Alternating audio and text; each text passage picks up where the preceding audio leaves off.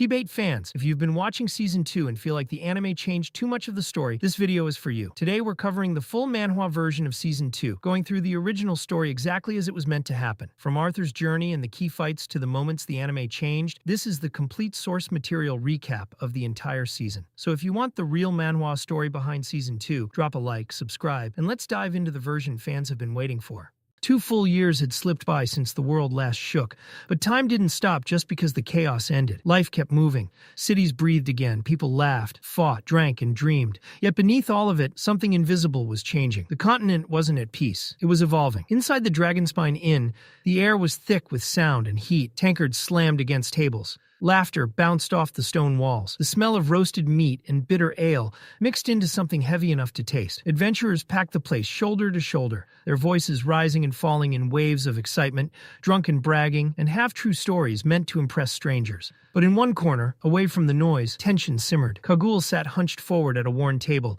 his fingers wrapped tightly around his mug. His eyes were sharp, restless. He leaned closer to the small group gathered with him and lowered his voice, like he was about to say something dangerous. The masked swordsman. The name alone shifted the mood. A thick-necked brute beside him snorted, waving it off with a scoff. That fairy tale again? Please, people believe anything these days? Before Kagul could reply, a skinny man with tied-back hair slid into an empty seat, eyes wide with excitement. He leaned forward eagerly, practically vibrating with gossip. I know someone who's fought alongside him, he whispered. Swears on his life. The guy travels with Jasmine. Says he's young, barely looks old enough to drink.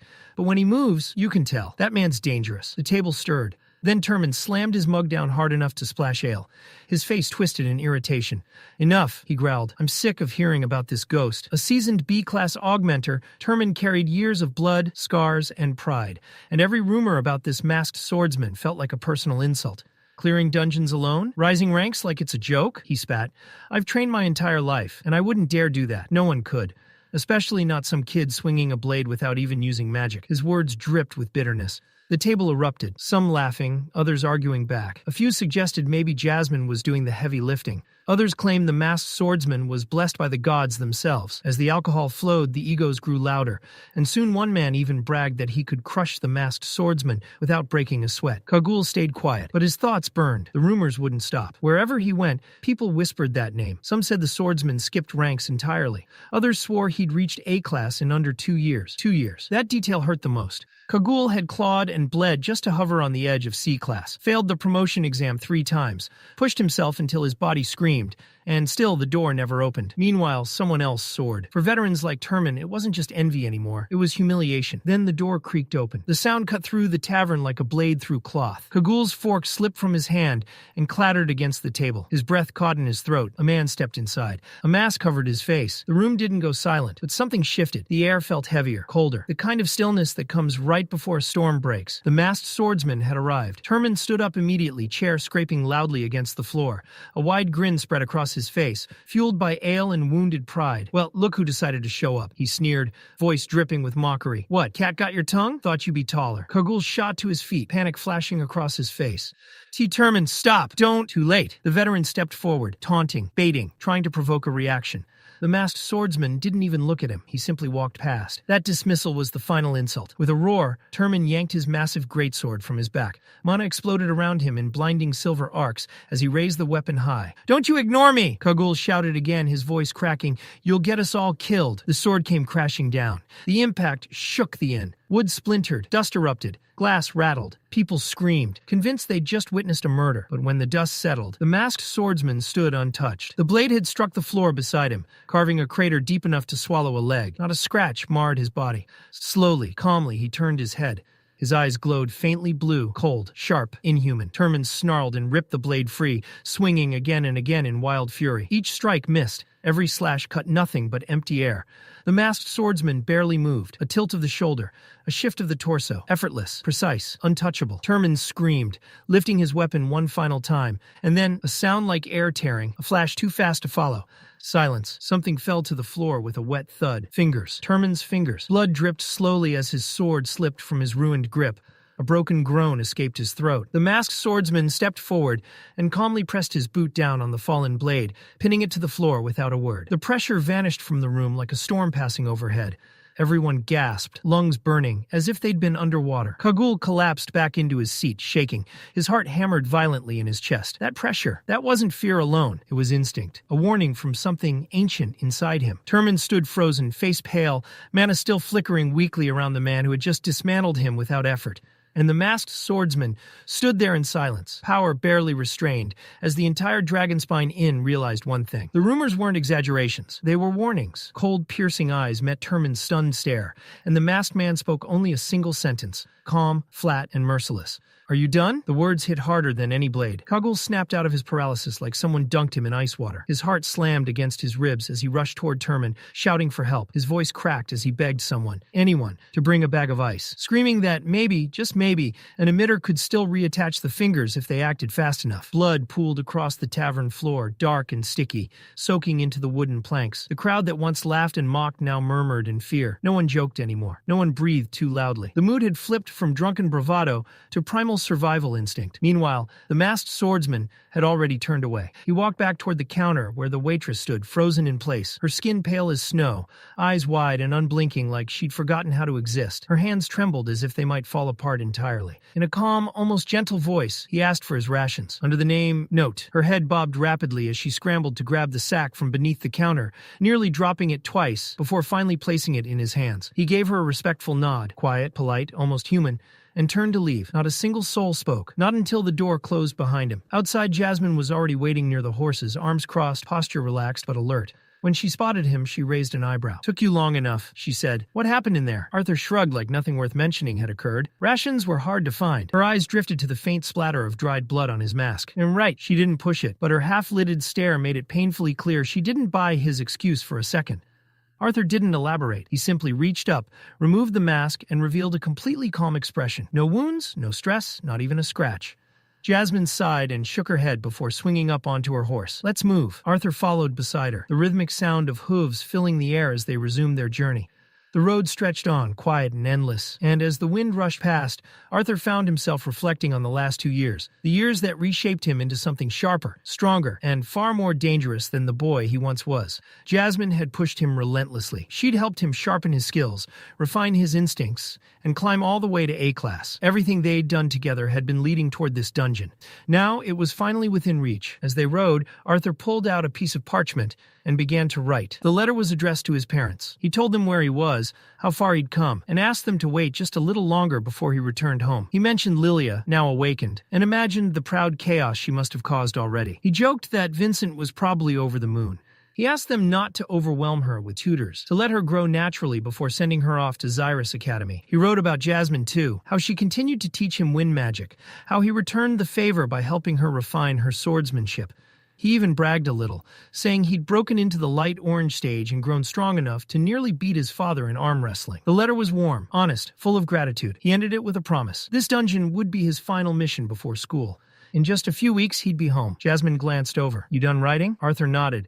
"Yeah, the stablemaster will make sure it gets delivered once the horses return." She smiled faintly. "Roran trained them well. Doesn't matter where we let them go, they'll always find their way back." Arthur agreed. Leaving mounts unattended near a dungeon was dangerous, especially with magical beasts roaming nearby. Jasmine reminded him that the rest of the party was likely already waiting. Then she asked casually, "What about Sylvie? Is she joining us this time?" Arthur hesitated. "She's still watching. Her thoughts are clearer now, but she says she's not ready yet." Jasmine hummed in understanding. "Probably wants to get stronger before you start school." That explanation felt right. They pushed forward, riding for several more hours until the forest thickened and the air grew heavy. Finally, Jasmine slowed her horse. They'd arrived. The trees opened into a wide clearing hidden deep within the woods. At its center stood the dungeon entrance, silent, ominous, and waiting. A group of adventurers had already gathered. Some were packing away supplies, others tightening armor straps or checking weapons. Arthur dismounted, Jasmine right behind him. That's when he felt it, a familiar presence. He looked up, and there he was, Lucas, the same fire conjurer from the exam. Arms crossed, expression sour, eyes sharp with thinly veiled irritation. Arthur sighed inwardly. Of course, Lucas wasted no time pointing out that they were the last to arrive. Before things could spiral, another man stepped forward with a friendly smile and an air of authority that instantly calmed the group. "Reginald Brooks," he said, extending a hand. "I'll be leading this operation." Arthur accepted the handshake, gripping firmly. Reginald's eyes sharpened slightly. That grip told him everything he needed to know. So the rumors were real. Reginald introduced himself properly. An A-class augmenter specializing in earth magic. wielding a massive warhammer. He gestured toward Lucas next. A class conjurer, dark yellow stage, fire attribute. Lucas didn't look pleased about the introduction. Next came a broad-shouldered man with a relaxed grin. Creole Masser, water attribute. I'll be your tank. His presence radiated stability. Then another figure stepped forward, and Arthur recognized him instantly, one of the B-rank candidates from the exam. Elijah Knight, the man said. A class conjurer, dark orange core, earth attribute, solid, reliable, precise. Oliver stepped forward next, his presence quieter than the others, but far from weak. He was an emitter deviant, specializing in healing magic, the kind of role nobody noticed until everything went wrong. His tone carried a faint edge of arrogance, like someone who knew his value and didn't need to prove it. But Arthur couldn't deny the comfort that came with having a competent healer nearby. In a dungeon, that kind of support wasn't just helpful. It was the thin line between walking out alive and becoming another nameless corpse. Before the tension could settle, a burst of cheerful energy crashed into the group. Hi, I'm Samantha, but everyone calls me Sammy. The girl practically bounced as she spoke, her smile bright enough to cut through the heaviness in the air. She introduced herself as an A-class conjurer, dark yellow core, specializing in water magic. Her presence was like sunlight breaking through storm clouds, and her excitement spiked the moment she noticed the masked swordsman. Her eyes sparkled like she'd just met a celebrity. Oh wow, you're really him, aren't you? She blurted out, clearly trying and failing to contain herself.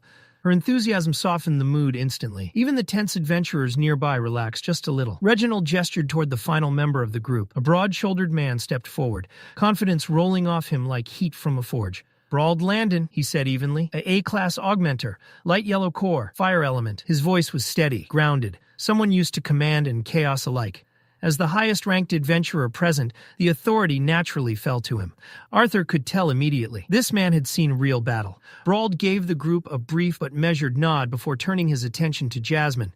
She stepped forward smoothly. Jasmine, A-class augmenter, light yellow stage, wind element, dual swords. Brawled returned the nod, clearly pleased. Another high-tier fighter meant better odds. Then it was Arthur's turn. Still under his alias, he spoke calmly. Name's note, a class augmenter, light orange stage, fire element. A few heads turned. Samantha blinked. Wait, fire? I thought you didn't have an element. Arthur shrugged lightly. I didn't, for a while. That answer only deepened her curiosity, but she backed off, sensing there was more beneath the surface than he wanted to explain. Brawled glanced at the gear strapped to Arthur and Jasmine's backs. No dimensional rings? Both of them shook their heads. Brawled looked toward Lucas, clearly expecting him to step up. Lucas scoffed and turned away. Mine's full. Oliver chimed in smoothly. I'm already carrying Samantha's equipment. For a moment, it looked like the issue would stall them, until Elijah spoke up. I still have space. He activated his dimensional ring, and with a subtle shimmer, Arthur and Jasmine's packs vanished into storage. Arthur blinked. He hadn't expected that. Dimensional rings were ancient relics, artifacts from the era when the floating city of Xyrus still ruled the skies. Even the smallest ones cost absurd amounts of gold.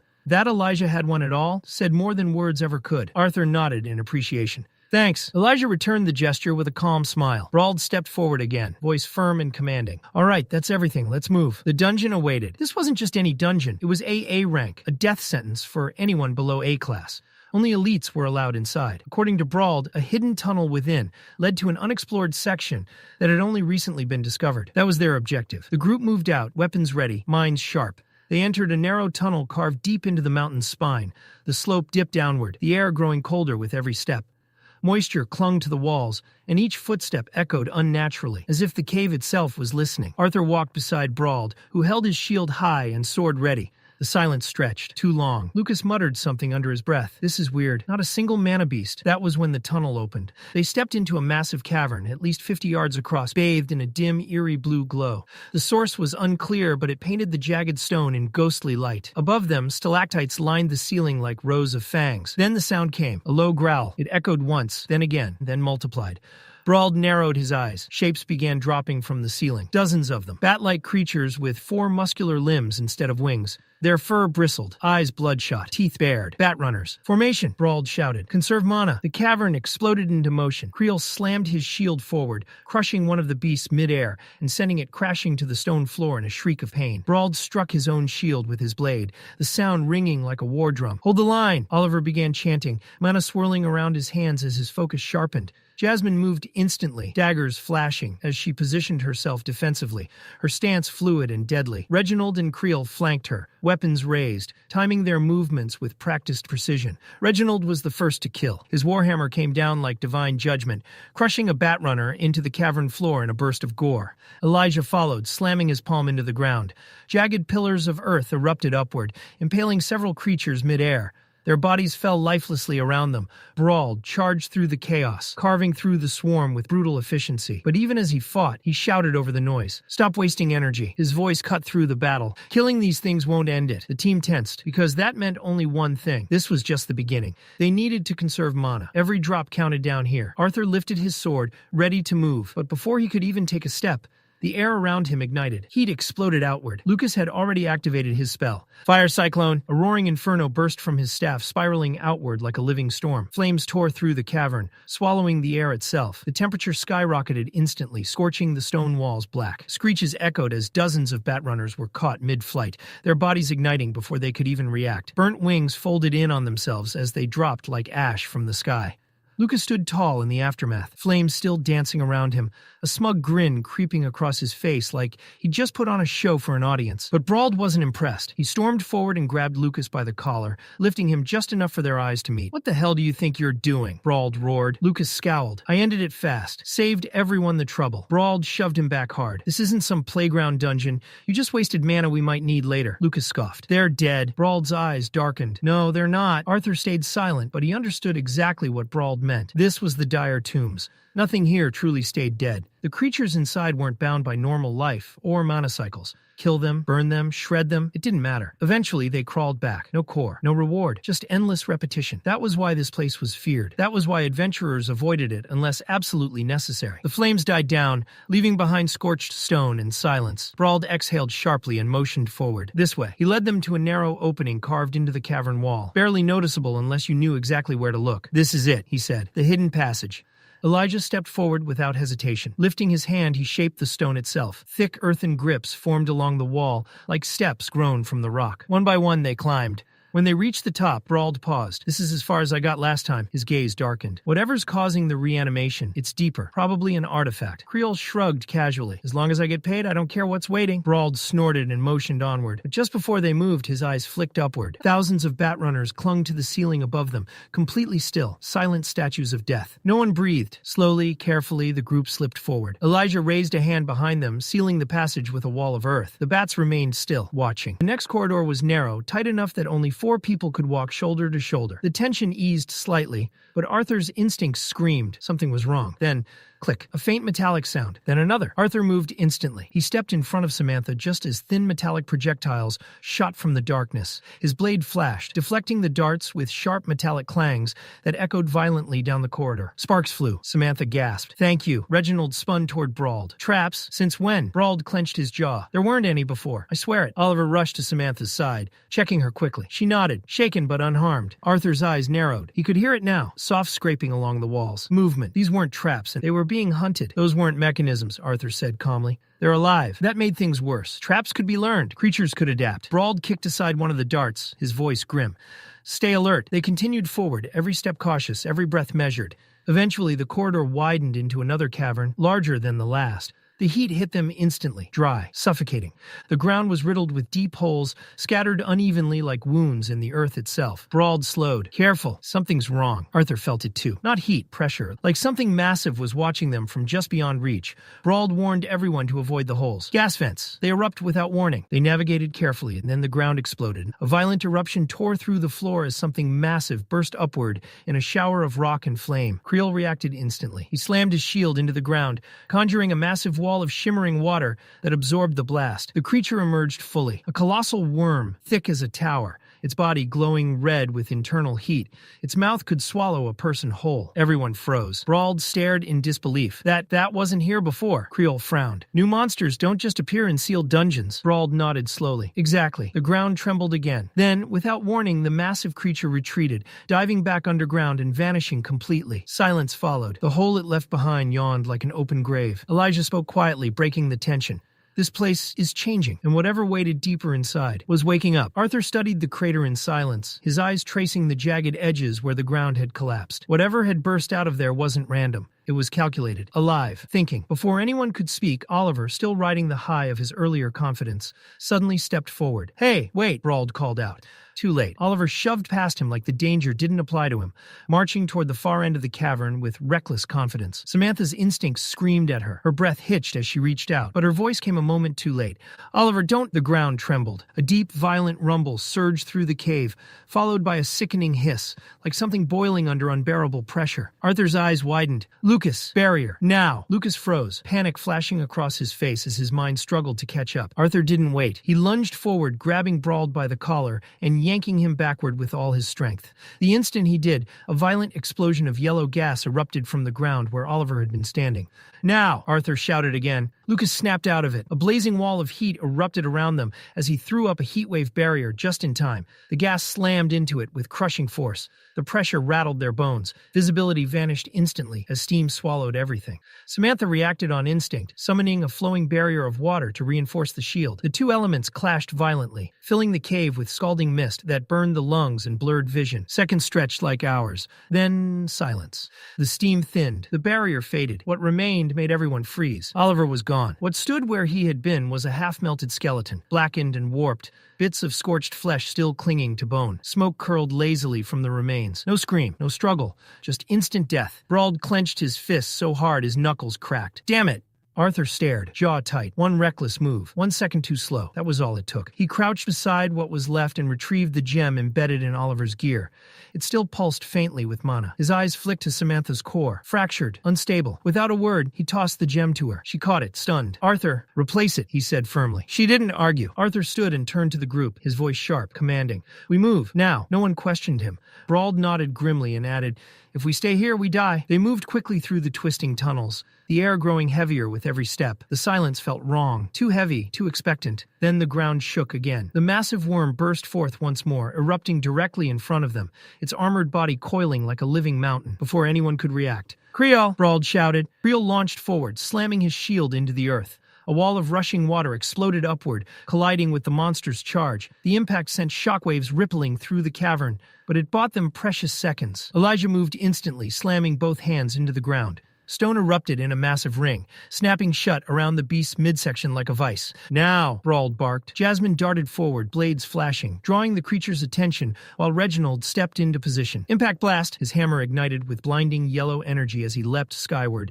spinning with brutal momentum. The strike landed with an earth-shattering boom. The cave roared. Dust exploded outward. But instead of collapsing, the stone bindings shattered. The creature roared, unharmed. Fear rippled through the group. Lucas faltered. His magic hadn't worked before. And now, then Arthur stepped forward. "Move." He didn't shout. He didn't hesitate. He moved. Acid sprayed toward him in violent arcs. Arthur weaved through it with unnatural precision, his movements sharp, deliberate. He drew his blade. Mana surged. Sear! The flames vanished, compressing inward until the blade glowed red-hot from within. A glob of acid flew toward his face. He struck it aside effortlessly, liquid hissing harmlessly against the stone. In that opening, Jasmine moved. She vaulted off his shoulder, spinning through the air, daggers flashing like silver lightning. She drove both blades deep into the gash Arthur had carved moments before. The creature shrieked. The sound was deafening. Its body convulsed violently before it tore itself free and vanished underground in a violent retreat. Silence followed. Brauld exhaled hard. "We're alive." No one argued. He straightened and nodded sharply. "We move, now." As they advanced, he clapped a hand on Jasmine's shoulder. "Good instincts." She gave a short nod, already scanning ahead. Lucas scoffed under his breath. Wasn't even that strong. The moment the words left his mouth, the ground rumbled. The hiss returned. Arthur's eyes widened. Without hesitation, dark crimson flames burst around him as Phoenix's cloak ignited. Heat rippled outward in waves. Lucas froze again. Jasmine spun, summoning a violent vortex of wind that tore through the incoming gas before it could reach her. The air screamed. The cave trembled, and somewhere beneath them, something ancient stirred, angrier than before. She reached out instinctively, fingers stretching toward Arthur, but his attention had already snapped elsewhere. Lucas. Before anyone could even shout, Arthur moved. He lunged forward, boots slamming against the stone as he threw himself between Lucas and the surging wave of boiling acid gas. The moment he planted his feet, dark crimson flames erupted around his body, wrapping him like a living shield. Phoenix's cape flared violently, roaring against the incoming torrent. The explosion hit. A deafening hiss filled the cavern as the superheated gas gas slammed into Arthur's barrier. The impact sent shockwaves rippling through the tunnel, shaking loose chunks of stone from the ceiling. Heat crashed against him in suffocating waves, trying to burn its way through his defenses. Behind him, Lucas froze, too slow, too stunned to react. The flames around Arthur screamed louder, absorbing the punishment head-on. His boots skidded across the ground as he was pushed back inch by inch, but he held his ground. The gas finally began to thin. Steam rolled across the cavern floor like fog, swallowing everything in sight. One by one, silhouettes emerged through the haze. Samantha stumbled forward first, coughing, her arms covered in angry red burns. Jasmine leaned against the wall, breathing hard, her skin blistered but intact. Reginald knelt on one knee, panting, his armor warped and scorched. Then Arthur's eyes locked onto Brauld. His heart sank. Brauld had taken the worst of it. His right arm, his sword arm, was completely ruined, charred black, skin torn apart, muscle barely holding together by shredded strands of flesh. Smoke curled faintly from the wound as blood dripped onto the stone below. Arthur's expression hardened instantly. Brauld had shielded Samantha instead of himself. Reginald rushed to him, grabbing his shoulder and holding him upright. His voice shook as he urged him to stay conscious. Brauld gritted his teeth, refusing to scream, but the pain was clearly tearing through him. Arthur stepped forward slowly, without hesitation at all. He raised his blade. In a single clean motion, he severed the ruined arm. Blood sprayed, splashing across the stone. But before panic could erupt, Samantha surged forward. Her hands glowed as she wrapped the wound in layered bands of water magic, sealing veins and stabilizing the flesh. Steam hissed as the bleeding slowed to a stop. Silence followed, heavy, suffocating. The group stood frozen, staring at the aftermath. Arthur exhaled slowly, finally letting the tension drain from his shoulders. Then, from the side, Creole stepped forward. Despite the carnage, he was smiling. Not a mocking smile. Not madness, just quiet warmth. He held out something in his hand. A sandwich, rough bread, dried meat, a bit of cheese peeking out the side. "My dungeon snack," he said softly. "For moments like this." Arthur blinked, caught off guard. Still, he accepted it with a nod. Creole explained, almost shyly, that these were made using his fiancée's recipe. She insisted they were best when warmed just right. Arthur gave a faint smile. With a flick of his fingers, a gentle flame bloomed in his palm. He warmed the sandwich carefully, just enough for the cheese to melt. Creole's eyes lit up. "Hey, could you do mine too?" Arthur did. They sat there in the middle of a shattered death trap, quietly eating like this was some roadside break instead of a nightmare dungeon. The food was surprisingly good, rich, seasoned perfectly. Arthur nodded in approval. "You're lucky," he said honestly, "to have someone like that waiting for you." Creole smiled wider than before, pride flickering through the exhaustion. For a brief moment, everything felt calm. Then it shattered. Reginald's voice cracked through the silence, sharp and furious. "Enough!" Lucas snapped back immediately, venom in his tone. He blamed the entire situation on Brauld, said he only joined because he was promised a competent AA rank leader. Now look at them, down a healer, half dead, and trapped in hell. Brauld clenched his jaw, eyes burning. He shot back that Lucas was the one who froze, the one who dropped his weapon, the one who had to be saved. Lucas scoffed, claiming he was never in danger, that it was Brauld's own incompetence that got him crippled. Brauld roared back, shouting that he'd taken that hit to save Samantha. Something that never would have happened if Lucas had acted when he was supposed to. The tension snapped. Arthur stepped forward. His voice cut through the argument like steel. Cold, calm, absolute. He looked straight at Lucas. "Power means nothing if you're a liability." The words landed hard. "If you can't think beyond yourself," Arthur continued, "then you're better off walking this dungeon alone." Lucas glared, jaw clenched, but said nothing. After a moment he turned away, fury simmering beneath the surface. Reginald exhaled heavily and shifted his focus back to Brauld. He told him to rest and recover what little he could. Arthur crouched beside Brauld. His voice softened. The truth was unavoidable. Everyone else had burns, bruises, exhaustion. But Brauld had lost an arm. This wasn't something he could shrug off. Arthur told him plainly, if he wanted to stop, no one would blame him. For a long moment, Brauld said nothing. Then he lifted his head. His eyes were steady. "This'll be my last dungeon," he said, "but I'm finishing it." Samantha gasped, shaking her head. "How could he fight like this?" Brauld met her gaze calmly. "I'm still AA rank. I won't slow you down." Then he turned to Arthur. "I want you to lead." The word stunned the group. "You've stayed calm. You made the hard calls. You kept everyone alive." His gaze sharpened. "You're the leader now." One by one, the others nodded. Even those who doubted him before didn't argue. Arthur accepted without ceremony. "We rest 1 hour," he said. "Then we move." After the brief recovery, they stood once more, worn, burned, but alive. With Arthur at the front, they pushed deeper into the dungeon, toward whatever nightmare waited next. The corridor that followed was noticeably shorter than the ones before it, almost deceptively so. But at its end stood something that immediately demanded attention. A massive set of double doors unlike anything they had encountered so far. The surface was completely covered in strange, ancient runes, etched deep into the metal as if carved by hands long erased by time. The symbols weren't just unfamiliar. They felt wrong, humming faintly with a quiet, oppressive mystery that settled into the air. Brauld stepped closer, studying the doors with a deep frown. Unease crept into his voice. as he muttered that this entire section felt off. During his last visit, this tunnel had never been sealed. There had been no doors, no barrier, nothing like this. Reginald joined him, calm as ever, running his gaze across the carvings. He admitted he couldn't read the runes, but something else caught his eye. Thin cracks webbing across the structure. Whatever power these symbols once held, it had likely long since faded. To him, the doors were old stone and metal, nothing more. Without waiting for further discussion, Reginald lifted his silver warhammer and brought it down hard. The impact rang through the corridor like thunder, sparks bursting outward as the sound echoed endlessly through the dungeon. The doors didn't move. His jaw tightened. Calling upon one of his core techniques, Reginald's hammer flared with light as he shouted the spell's name and struck again. This time the doors trembled, just slightly, but still refused to open. Jasmine stepped forward silently. Reginald met her eyes and gave a brief nod. In perfect sync, they charged. Jasmine's mana surged through her dual swords, wind screaming along the blades, while Reginald unleashed another empowered strike. Their combined force shook the ground beneath their feet. The doors groaned in protest, metal grinding against metal. And then, click, a narrow gap appeared. Reginald wasted no time. He jammed his thick fingers into the opening and growled as he forced the doors apart, muscles straining as the gap widened. What waited beyond made everyone freeze. It wasn't stone. It wasn't darkness. It wasn't a dungeon. Beyond the doors stretched a vast meadow, impossibly wide and vibrant. Lush grass rolled endlessly into the distance, glowing with a soft emerald sheen like it had been polished by sunlight. The air was bright, warm, and peaceful, yet there were no torches, no crystals, no visible source of light at all. For a moment, it felt like they had stepped out of the earth entirely. No one spoke. The beauty of it stunned them into silence. Arthur didn't relax. His eyes narrowed as his gaze swept across the open space. There were no pillars, no supports, nothing holding up the ceiling, if there even was one. This space shouldn't exist underground. His instincts screamed that this wasn't natural. Samantha whispered in awe, barely able to contain herself. Creel stretched his arms lazily and yawned, cracking a joke about how this looked like the perfect spot to rest. He mentioned how suddenly sleepy he felt, like the tension had drained straight out of his bones.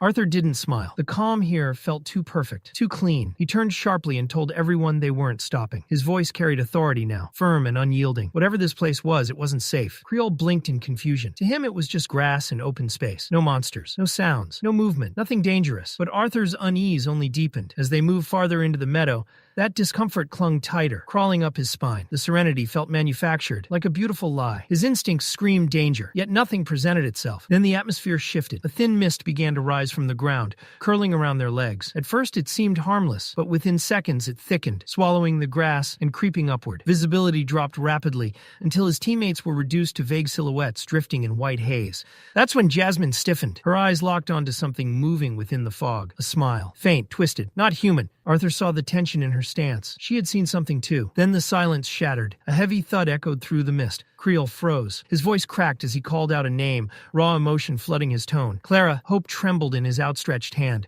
His shield slipped from his grasp and hit the ground with a dull clang as he took a step forward, staring at something only he could see. Before anyone could stop him, Creel broke into a run. The mist swallowed him whole. Arthur lunged after him, but Jasmine grabbed his arm, gripping tightly. Her eyes were sharp now, filled with understanding and fear. The truth hit him all at once. This wasn't a physical threat. This was worse. Illusions. The mist wasn't hiding enemies, it was creating them. Arthur shouted for everyone to stay together, warning them not to trust what they saw. This place wasn't attacking their bodies, it was attacking their minds. He turned to Samantha without hesitation and ordered her to raise a barrier. Still shaken, Samantha forced herself to focus. Her chant echoed softly as water mana surged outward, forming a translucent sphere around the remaining group. It didn't block the mist entirely, but it gave them something solid, something real, to cling to. Inside the barrier, Samantha finally asked the question hanging over everyone. Who was Clara? Reginald's expression darkened. He told them the truth. Clara had been Creel's fiancée, an adventurer, strong, brave. She had died in a previous dungeon raid, her death confirmed beyond doubt. Even Brauld spoke up, voice heavy, recalling the day he had witnessed her fall. And the cremation that followed. The weight of it settled over them like lead. Reginald gripped his hammer tighter, guilt flashing across his face. Creel hadn't run toward danger. He had run toward hope. Lucas scoffed, frustration boiling over as he lashed out, questioning everything. The dungeon, the team, their leadership. But his words rang hollow now. Arthur turned to Jasmine. She stood rigid, jaw tight. He asked if she was all right. After a pause, she admitted the truth. She had seen someone too, not an illusion of comfort, her father. Standing there, smiling, arms open, as if welcoming her home. And that was when Arthur understood just how dangerous this place truly was. The memory had shaken Jasmine far more than she wanted to admit. For a split second, her usual sharp composure had cracked, and Arthur caught it immediately. He stepped closer, lowering his voice. Not commanding, not urgent, but steady. He reminded her that she was still here, that she was safe, that whatever she had seen in the mist wasn't real. Jasmine drew in a slow breath, then another. The tension in her shoulders eased, just slightly. Her lips curved into a faint smile, not carefree, but resolute. She nodded once, silently reaffirming herself. The illusion had rattled her, but it hadn't broken her. Arthur didn't linger on it. His attention snapped back to the thick mist coiling endlessly around them, rolling and shifting like something alive. His instincts screamed that standing still was a mistake. With urgency threading his voice, he asked Jasmine if she had any wind spell capable of driving the fog back. She shook her head. Clearing it entirely was beyond her. This wasn't normal mist. It was saturated with mana, woven deeply into the dungeon itself. But after a moment's thought, she added that she could try something else. She could carve a path. Not wide, not permanent, just enough to push through and search for Creel. That was all Arthur needed to hear. He ordered the group back into Samantha's water barrier, giving Jasmine space. At its center, Jasmine planted her feet firmly against the stone floor. Wind mana gathered. At first it was subtle, gentle green currents spiraling around her wrists, brushing against her sleeves. Then the air thickened, pressure building as the currents grew faster, sharper. Her hair lifted as if caught in a rising storm. She raised her arms, palms trembling slightly, as the spell demanded more mana than she usually pushed at once. Her voice echoed through the chamber as she began the chant. The words grew stronger, clearer, carrying authority as the magic responded. The swirling gusts compressed, spinning violently, until two compact tornadoes formed at her sides.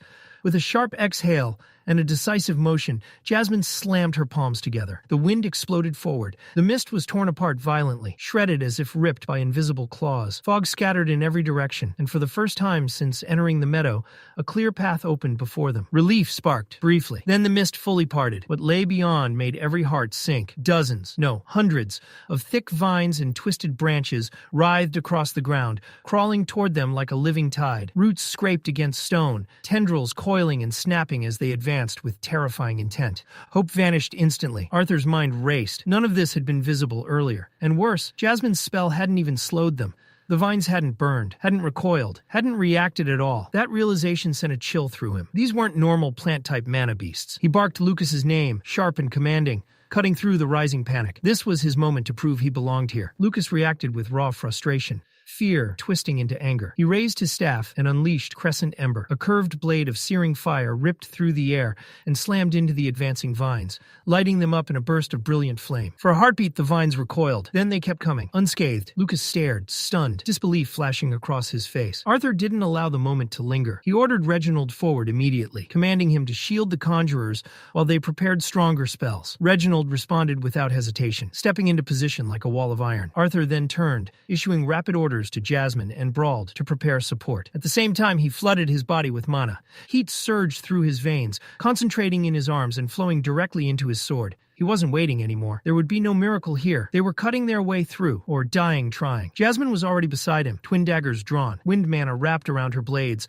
humming sharply as she moved in perfect sync with him. No words needed. Brauld roared and charged ahead. One arm, burned body. No hesitation. He threw himself into the writhing mass, swinging his sword with brutal force, each strike filled with raw defiance. There was rage in his movements, pain, and something else. An outright refusal to die here. Arthur followed fast. The vines surged endlessly, snapping and twisting, trying to overwhelm everything in their path. Arthur narrowed his eyes, analyzing even as he fought. Fire wasn't working the way it should. The reason clicked almost instantly. Moisture. These vines were saturated with it, water mana woven deep into their structure, dampening flame and dispersing heat before it could do real damage. So Arthur adjusted. He tightened his mana flow, activating Searing Edge. The flames around his sword collapsed inward, condensing into a thin, blinding red layer along the blade's edge. No wildfire, no wasted heat, just pure, focused destruction. He slashed, roots severed cleanly. Again, thick vines fell apart in smoking heaps at his feet as he carved forward relentlessly. Jasmine matched him step for step, her daggers flashing as she shredded anything that slipped past him. But Brauld was slowing. With only one arm, he couldn't keep pace. The vines regenerated faster than he could cut them, coiling around his legs, his torso, pulling him down inch by inch. Still he laughed, hoarse, defiant, shouting that he wouldn't fall here, not as an AA-class augmenter. Arthur swore, and he couldn't tell if Brauld was being reckless, or if he'd already made peace with dying here. Arthur didn't give him the option. He surged forward, blade blazing, diving into the mass of vines. His movements were sharp, precise, almost surgical. He sliced a path straight through the tangled mess and yanked Brauld free just as the roots began to tighten around his chest. Dragging him back, Arthur snapped at him, reminding him of his earlier words. If this really was his final raid, then he needed to survive it. The team still needed him alive. Before Brawl could respond, Lucas finished another spell. Liquid fire. Thick crimson flames sprayed outward, coating the vines in burning fuel. Arthur, Jasmine, and Brawl leapt back instinctively. This time Arthur felt a flicker of surprise. Lucas had chosen the correct spell. The fire spread rapidly, but then the dungeon itself reacted. The mist hissed and surged, smothering the flames almost instantly. The environment was actively resisting them. Then Reginald shouted, and a massive wave of vines was rushing Elijah from the side. Brawl moved before anyone else could. Despite his injuries, he threw himself forward and cleaved through the vines with a desperate swing, stopping them inches from Elijah's position. Elijah met his eyes and gave a silent nod of thanks. Then Elijah raised his hands. His voice cut through the fog as he cast his spell. Crater. The ground beneath the surging forest of vines suddenly gave out, collapsing inward with a violent roar and tearing open a massive pit. The charging tendrils plunged straight down, snapping and unraveling as the earth swallowed them whole. What remained skidded to a halt at the edge, forced to recoil. For the first time since the nightmare began, the relentless pressure eased, just barely, granting the group a fragile breath of relief. Arthur didn't waste that moment. His eyes scanned the pit with sharp focus. Vines were still tumbling into the abyss, and the scorched residue of liquid fire clung stubbornly to the edges. Together, the fire and the drop formed a temporary dead zone, an obstacle that would slow the vine's unnatural regeneration. It wasn't a solution, but it was a pause, and pauses were priceless. Then Samantha stepped up. Already drained, she forced herself forward and began channeling mana into a spell no one expected to save their lives. Aqua Siphon, a spell meant for drawing water from the air, used for survival training and convenience, not combat. Yet in this hellscape, she twisted it into something vicious. The strain hit her immediately. Her knees slammed into the stone as mana burned through her veins, but the spell activated all the same. The air itself responded. Moisture was ripped from the cavern, invisible currents streaming toward Samantha as if she were the eye of a storm. The once lush vines reacted instantly. Their vibrant green dulled, color draining away as they shriveled and cracked. Thick tendrils curled inward, turning brown and brittle, collapsing lifelessly onto the stone as their internal moisture was violently stolen. What moments ago had been an unstoppable tide now looked like dead foliage. Arthur registered it instantly. Sharp, impressed. A utility spell. Turned lethal. Brilliant. But victory never came easy. Before the spell could fully finish its work, the mist filling the cavern shifted. No, moved. It surged unnaturally, spiraling with intent, like something exhaling. The fog rushed toward the withered vines, soaking them in an instant. Life snapped back into them violently. Green exploded across their surface as they regenerated at a terrifying speed. Thicker, stronger, angrier than before. Arthur's breath caught. This wasn't just regeneration. This was supply. His eyes lifted, tracking the mist upward as realization hit him like a hammer. The vines weren't the enemy. They were extensions. Then the fog finally thinned, and the truth revealed itself. Towering above them stood a colossal figure, easily over 20 yards tall. Its presence dominated the cavern like a living fortress. A massive, humanoid shape, fused with ancient roots and bark, its body layered with twisted wood and coiled muscle hardened by time.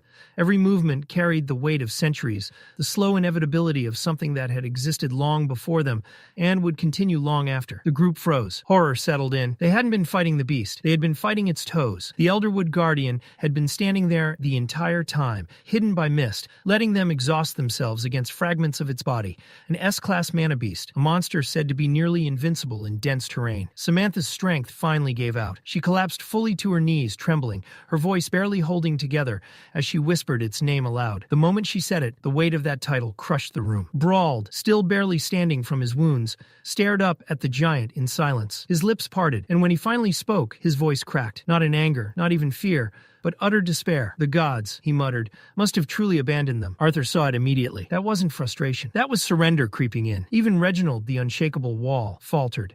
His grip on the warhammer loosened, the weapon dipping as his gaze drifted, not at the beast's face, but lower, toward its torso. Something was embedded there. Reginald's arm slowly lifted, finger trembling as he pointed. Lodged deep within the Guardian's body was a broken, lifeless form. A man, half swallowed by bark and vine, limp, unmoving. Creole. Arthur's chest sank. The delusions had won. While they fought for survival, Creole had been drawn into the monster's core, his mind lost in illusion. In his final moments, He hadn't been running from danger. He had been chasing a dream. Clara, his long-lost fiancée, a ghost that never existed. Even now, faint and distant, his voice echoed weakly through the cavern, begging someone who wasn't there not to leave him behind. Then the Guardian moved. A massive limb tightened, vines constricted. Creel's body folded under the pressure. The sound was sickening, bones snapping, flesh breaking, sharp echoes ricocheting off the cavern walls. One final squeeze, and then silence. Reginald screamed. It wasn't a shout, it was grief made audible. Rage torn straight from the soul. His entire body shook as he seized his warhammer with both hands, veins bulging, mana erupting wildly around him. Arthur saw the look in his eyes and lunged forward to stop him. Too late. Reginald charged. His roar thundered through the chamber as he slammed his hammer into the ground. The impact shattered the stone beneath him, cracking the floor like glass. A violent shockwave exploded outward, debris and dust blasting in all directions. Arthur was thrown off his feet, sent skidding backward, the force knocking the air from his lungs. Jasmine shouted his name, panic tearing through her voice, but it was swallowed whole by the chaos Reginald had unleashed. The Elderwood Guardian reacted instantly. Vines lashed out toward Reginald, surging like executioner's chains, but Elijah moved just as fast. He slammed his staff down, earth mana roaring to life, as jagged stone spikes erupted upward, intercepting the vines mid-strike and shattering them apart. A window opened, a narrow chance to escape. Jasmine seized Arthur's arm, dragging him toward the entrance they had come through, her grip tight, desperate. But Arthur didn't move. His eyes never left the battlefield, the people still fighting, the promises he had made. Her voice shook as she spoke, raw and honest. She reminded him of her vow, not to the team but to his family. She had sworn to protect him, even if it meant abandoning everyone else. Arthur's answer was silent but absolute. He wasn't running, not like this. Jasmine saw it, felt it. Her grip loosened. After a heartbeat, she nodded, steel returning to her eyes as she turned back beside him, ready to stand, even if it meant dying here. Ahead, Elijah raised a thick stone wall, angling it against the Guardian's advance. The response was immediate. The beast formed a lance from its vines and hurled it forward. The projectile smashed into Elijah's defense with catastrophic force, obliterating it in a shower of rock and dust. And in that moment, Reginald moved again. He hauled his hammer up, mana surging uncontrollably as golden light engulfed the weapon. His heart was shattered, but his resolve had hardened into something unbreakable. With a final furious cry, he charged the monster. The hammer screamed with power, and as he swung, Reginald unleashed Impact Barrage, slamming straight into the Guardian's weapon, declaring war against something that should have been untouchable. A violent chain of concussive impacts detonated in rapid succession, each blow hammering harder than the last. The force rippled outward, pulverizing the Elderwood Guardian's vine-formed lance until it shattered completely, exploding into shredded coils and splinters of bark. For a single heartbeat, it looked like Reginald had done the impossible. That heartbeat was all he got. The destroyed fragments didn't fall away. Instead, they moved. The broken vines writhed as if alive, snapping back together with horrifying speed. They twisted and braided around Reginald's body, looping around his arms, chest, and legs. The mass tightened, constricting, reforming into the same monstrous weapon, but this time Reginald was trapped inside it, fused into the structure like raw material. Arthur's blood ran cold. The battlefield erupted into panic as Arthur barked orders, his voice cutting through the chaos. He shouted to Elijah, commanding him to cover Jasmine while she retrieved Brawled, then get everyone to the exit immediately. No hesitation, no arguments. Elijah locked eyes with him and nodded, already shifting his stance to move. Then the sound came. A wet crushing noise echoed through the cavern, the unmistakable sound of a body being compressed, bones snapping under impossible pressure. Reginald's final moments played out inside the beast's newly reforged lance, his hammer, his body, his unbreakable spirit. Everything was swallowed, crushed, and repurposed into the very weapon meant to slaughter them all. Arthur turned sharply, grabbing Samantha by the shoulders. She was frozen, eyes wide, breath shallow, staring at where Reginald had been. Arthur shook her hard, forcing her to move as he pulled her along, his mouth open to shout for Lucas, ordering him to burn away the vines around what remained. And then pain exploded through his chest. A blast of fire magic slammed directly into Arthur, launching him backward like a rag doll. He crashed hard into the stone floor, air ripped from his lungs in a violent gasp. The world spun. Samantha was thrown aside, skidding across the ground, untouched by the flames but shaken and disoriented. Silence fell. Everyone stared. Lucas stood there, staff raised, mana roaring around him like a wildfire. His face was twisted, not with fear, but fury. Pride burned in his eyes, sharp and unhinged. He wasn't thinking. He couldn't. Everything he believed about himself had collapsed. None of his spells had worked. None of his power mattered. He had been raised his entire life hearing he was exceptional, a prodigy born of a powerful bloodline. And here, in this fight, he was nothing. That realization shattered him. Lucas scanned the battlefield, the dead, the dying, the hopeless struggle, and made a choice. Not to fight, not to help, to leave. He began ranting about legacy, about duty, about survival. In his warped mind, preserving his bloodline outweighed the lives of everyone standing beside him. He lifted his staff again. Another blast of fire erupted, slamming Arthur off his feet once more before he could even rise. Jasmine screamed and ran toward Lucas, desperation written across her face, trying to stop him. Lucas didn't hesitate. He coldly warned her to stay back, and when she didn't, he unleashed another wave of flames. The explosion hurled Jasmine into a jagged rock wall. The impact knocked the air from her lungs and sent her crumpling to the ground, unconscious. Elijah rushed to her side, but the aftershock caught him too, throwing him off balance. Elijah snapped. Rage tore through him as he demanded to know what Lucas thought he was doing. Lucas didn't even flinch. His voice cracked with madness as he sneered at them, calling them commoners. He claimed their deaths would be remembered as noble sacrifices, while he escaped to live on. Then he cast a smokescreen. Thick gray fog swallowed him whole. Through the haze, Lucas cast one last arrogant smirk over his shoulder before turning his back on them and vanishing into the mist.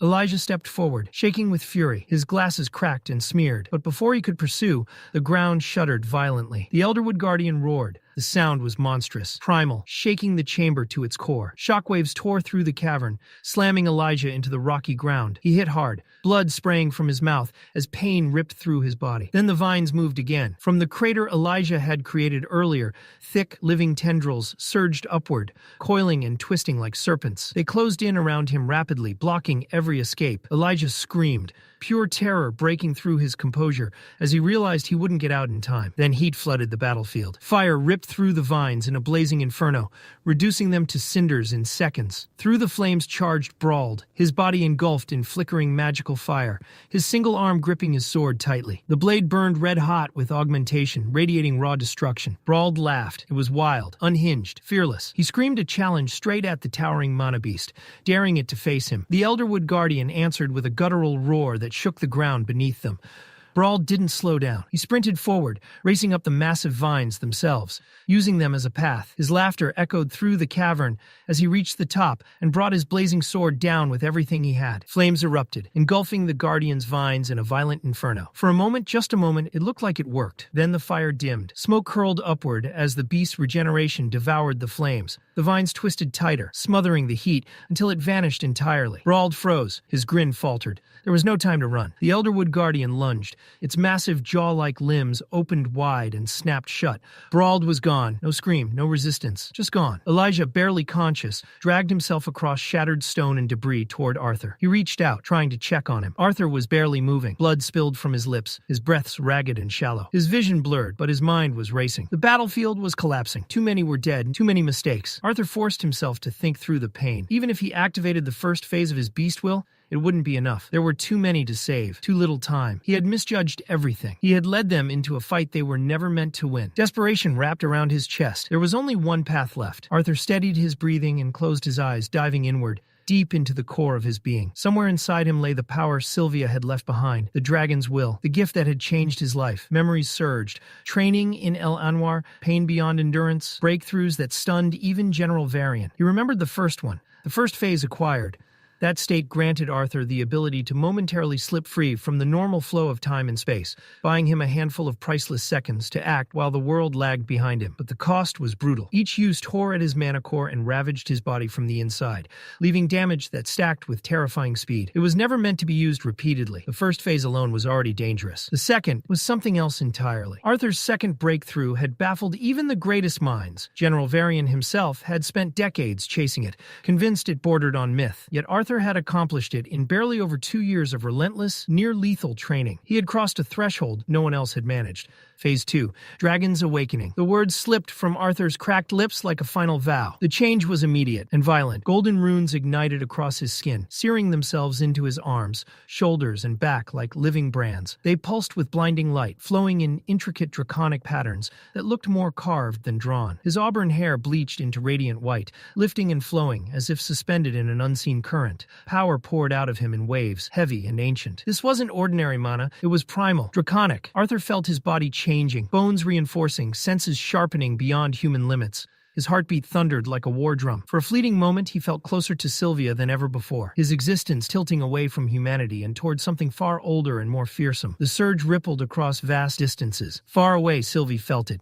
The sudden, overwhelming spike of power struck her like a blade to the chest. Panic flooded her thoughts as she reached for Arthur instinctively, her mind screaming his name. He felt her immediately and forced himself to respond, despite the strain. He begged her to stay away. Arthur knew the truth. He didn't know if he would survive what he was about to do. And if he fell, someone had to live. Someone had to return. Someone had to tell his family to keep going. After a painful hesitation, Sylvie obeyed. Her presence faded, leaving behind an aching silence in his mind. Arthur opened his eyes. Only two people remained standing behind him, Jasmine and Elijah. Everyone else was gone, slain, consumed, or betrayed. The battlefield was littered with loss. The Elderwood Guardian turned its attention fully toward him. Not Jasmine, not Elijah. Arthur alone. Its massive form radiated awareness now, no longer mindless. It understood that the true threat stood before it. Arthur met its gaze without fear. He accepted the challenge. With a violent burst of compressed air beneath his feet, Arthur launched himself skyward. The world slowed instantly. Sounds stretched, movements blurred. Each heartbeat echoed endlessly in his ears. He whispered the name of his most dangerous spell, White Fire. Flames ignited around his hands, but they weren't red or orange. They burned with a blinding white radiance, so intense they froze the moisture in the air around them. Frost bloomed where the fire passed. It was heat, so absolute it inverted reality itself. The spell screamed instability. Arthur absorbed every trace of water-respected mana from the environment, draining the air dry. His mana core screamed in protest. Pain lanced through his veins, but he didn't stop. He invoked his final technique, Absolute Zero. The Elderwood Guardian surged forward, its body a tidal wave of twisting vines, but it was too late. The white flames made contact, and the transformation was instantaneous. The vines didn't burn, they froze. Not surface deep, not layered in ice. They were locked down to the atomic level, every particle immobilized in perfect stillness. The colossal creature began crystallizing, turning into a massive sculpture of white-blue crystal, shimmering like a frozen monument. Arthur wasn't finished. He drew upon the last remnants of Sylvia's dormant will. The dam broke. Power erupted from his mana core in an uncontrollable torrent. The world drained of color, everything fading into grayscale, except the mana itself. Countless particles filled the air, glowing softly in their elemental hues. Fire, water, earth, wind, lightning. They all bent toward Arthur. The world wasn't resisting him anymore. It was responding. Mana surged violently through his body, tearing through his pores, flooding him faster than he could control. Space warped around him. The air distorted. Arthur gasped as the realization hit him. The world wasn't just reacting, it was obeying. Arthur moved. He wove through the frozen structure with terrifying speed, his blade coated in black lightning. Each strike carved through the Guardian's body with surgical precision. Wherever the lightning touched, vines disintegrated into ash instantly. He released the electricity outward. Black lightning exploded through the frozen mass. The crystal shattered. Thousands upon thousands of glittering fragments burst into the air, dissolving into nothing as the Elderwood Guardian's enormous body collapsed completely. The power left Arthur all at once. Dragon's awakening faded. His body gave out. Blood spilled from his mouth as he lost control midair, his strength evaporating. As he fell, his blurred vision caught the last remnants of the battlefield, the drifting crystal shards, sparkling softly like snow caught in moonlight. It was hauntingly beautiful. Just before darkness claimed him, a distant voice reached his ears. Sylvie, calling his name. Then everything went black. Far away in the quiet city of Zyra, peace reigned, unaware of the catastrophe unfolding elsewhere. Inside their home, Alice and Reynolds watched over Ellie, who had once again exhausted herself from training. Alice let out a weary sigh, equal parts amused and worried. Ellie was still young, far too young. Yet she pushed herself relentlessly, especially after Lilia's awakening. Reynolds chuckled softly as he tucked Ellie into bed, recognizing that stubborn determination all too well. He saw himself in her. Alice didn't smile. That same persistence, it reminded her too much of Reynolds during the war. As Reynolds straightened, something felt wrong. His heartbeat skipped. His eyes snapped to Alice, then to the ring on her finger. The ring Arthur had left behind was glowing. A soft pulsing light spilled into the room, heavy and ominous. The air felt dense, as if time itself had slowed. Alice froze. Her breath caught as dread flooded her chest. She whispered a denial, even as her hands trembled. The ring wasn't malfunctioning. She knew what it meant. Something had happened to Arthur. The house fell silent, thick, suffocating, and filled with unspoken fear. Arthur woke up and instantly wished he hadn't. Pain slammed into him like a personal vendetta. Every nerve screamed at once, locking his body in place. Tears rolled down his face, not because he was emotional, but because his body was actively trying to delete itself. He couldn't even scream. The agony was so overwhelming that forming a single thought felt like a luxury. All he could do was curse silently and pray the pain would chill out for even 1 second. A voice called his name. Elijah's. Arthur didn't answer. Staying conscious was already a full-time job. After what felt like an eternity, Arthur forced a few broken words out of his shredded throat, asking for his glove. His voice came out wrecked, blood filling his mouth until he had to turn his head just to avoid choking. Gritting through it, he told Elijah to break one of the crystals embedded in the glove and activate it. Elijah didn't hesitate. The moment the crystal shattered, a soft warmth spread over Arthur's ruined body. The magic didn't fix him, but it dulled the pain enough that breathing stopped feeling like torture. His limbs were still useless, heavy and numb, but at least his mind could function again. And that's when the memories hit. The explosion, the fire spell, being thrown like a ragdoll. At first it was blurry, but then the image sharpened. Someone running, someone holding his staff. Rage ignited in his chest. Lucas Wykes. That bastard had done this. Arthur strained to speak again and asked about Jasmine. His eyes scanned the dim shed they were hiding in. Elijah pointed toward the corner. Jasmine lay there, completely still. Elijah explained that she had taken the attack head on. Unlike Arthur, she hadn't reinforced her body with mana. He'd treated her burns with a medical kit, but internal damage was still a real concern. Arthur didn't even think twice. Despite barely being held together himself, he told Elijah to take another healing gem from his glove and use it on her. Again, Elijah didn't question it. The crystal activated, flooding the cramped shelter with gentle light. Slowly, Jasmine's breathing steadied. The sharp, painful gasps faded into something calm and regular. Elijah reassured Arthur that she would recover with rest. Relief finally broke through the exhaustion. Once again, his mother's healing beads had saved them. As his body rested, Arthur closed his eyes and reached out through the bond he shared with Sylvie. The connection flared instantly, flooded with emotion. She had felt him wake up. She had been waiting, worried out of her mind. Arthur reassured her, told her he was safe now, and asked where she was. Reluctantly, she admitted she had followed his last order and stayed away from the danger. Arthur felt a quiet pride settle in his chest. He told her the immediate threat had passed and that she needed to focus on her training. Sylvie protested immediately, insisting that staying with him mattered more. But even through the emotional pushback, Arthur could feel it. Whatever she was doing right now was important. He urged her to trust him. Reluctantly, she agreed. As her presence faded, Arthur knew she would follow through. Elijah broke the silence, asking if Arthur felt any better.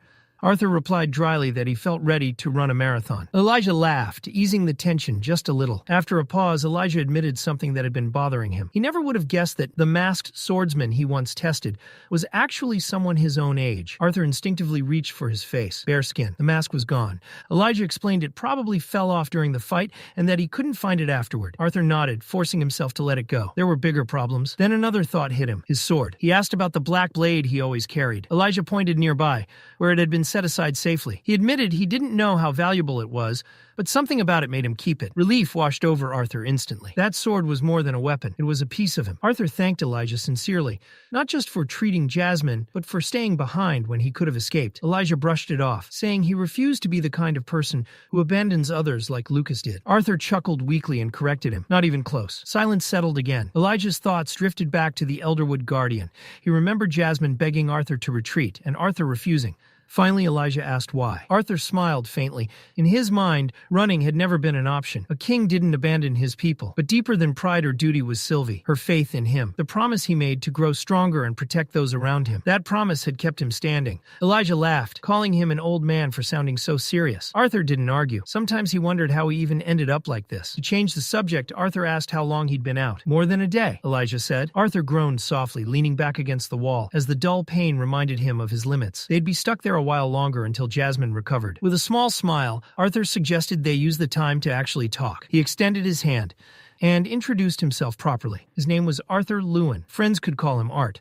Elijah shook his hand with pride and introduced himself properly. Elijah Knight of Darv. The name carried weight, and he clearly knew it. Arthur glanced around the small stone shelter they were hiding in. It was too clean, too smooth, too stable. This wasn't some lucky cave formation. He tapped the wall with a knuckle and asked Elijah straight up where this place came from.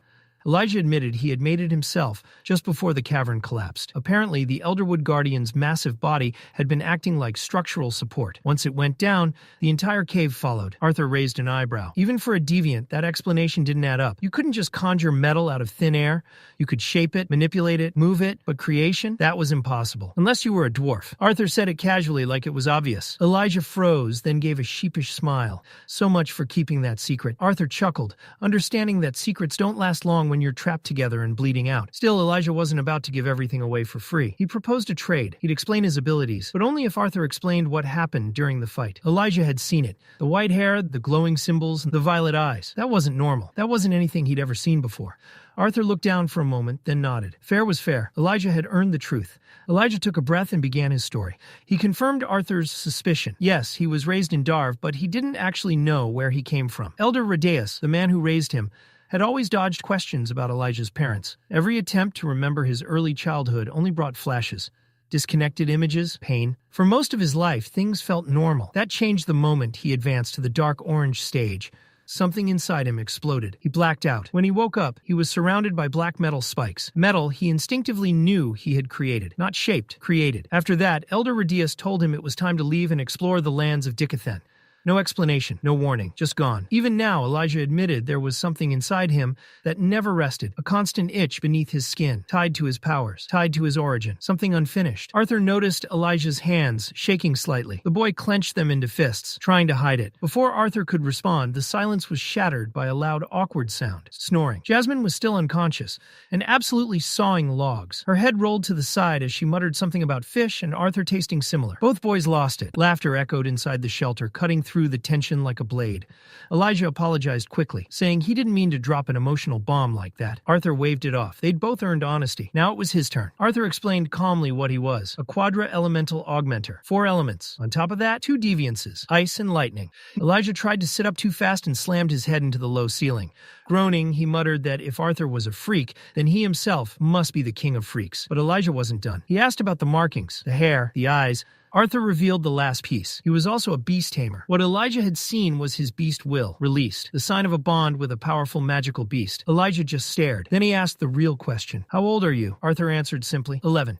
Just turned a few months ago. Elijah blinked, then muttered that he was almost 12. Somehow, standing next to Arthur made him feel younger than ever. Hours passed. The two sat inside the metal shelter, talking, really talking, about their pasts, their fears, their abilities, their hopes. What started as survival turned into kinship. Then Arthur's breath hitched. A sharp pain stabbed through his core. He reached for his glove and pulled out another healing gem. Elijah noticed immediately, concern flashing across his face. Arthur brushed it off. As the final crystal shattered, warm energy spread through his body, dulling the deep, pulsing pain. That's when Jasmine stirred. The moment she saw Arthur awake, she surged forward and wrapped her arms around him. Arthur barely had time to react before he felt something wet against his neck. Tears. Her body shook as she cried, apologizing over and over, blaming herself, saying she failed him. Arthur gently placed a hand on her head, telling her it was okay, that there was nothing to forgive. Still, she couldn't stop. So Arthur told her the truth. It was his decision. He stayed behind. The consequences were his to bear. If anything, he was sorry for dragging her into it. As she cried in his arms, Arthur saw her differently. She had always seemed larger than life, strong, unshakable. Now she felt small, human. When Jasmine finally calmed down, she turned to Elijah and asked about their belongings. He confirmed everything was safe. She told him about an emergency medical kit in her bag. Something that could help all of them. They got to work. Elijah retrieved the kit, and together the three of them prepared to patch themselves up. Alive, broken, but still standing. Working in silence, they tended to each other's wounds, carefully wrapping torn skin and bruised limbs. The healing gems had already dulled the worst of the pain, but the bandages would help stabilize their injuries for the journey ahead. Arthur offered a quiet word of thanks to both of them. Though the ache still pulsed deep within his body, he genuinely felt stronger, strong enough to stand. With effort, Arthur pushed himself upright. He rested a hand on Jasmine's shoulder, then Elijah's, steadying himself as his legs protested. His voice, though tired, carried certainty. It was time to go home. Supporting Arthur between them, the three began their slow ascent, crawling and climbing through the broken remains of what had once been a fierce battlefield. They emerged from the deep crater carved into the earth, and the sight that greeted them was nothing short of devastating. The lush grassland that once filled the cavern was gone. Trees lay snapped and scattered like broken matchsticks. Massive stalactites had fallen from above, smashing into the ground and leaving deep fractures across the terrain.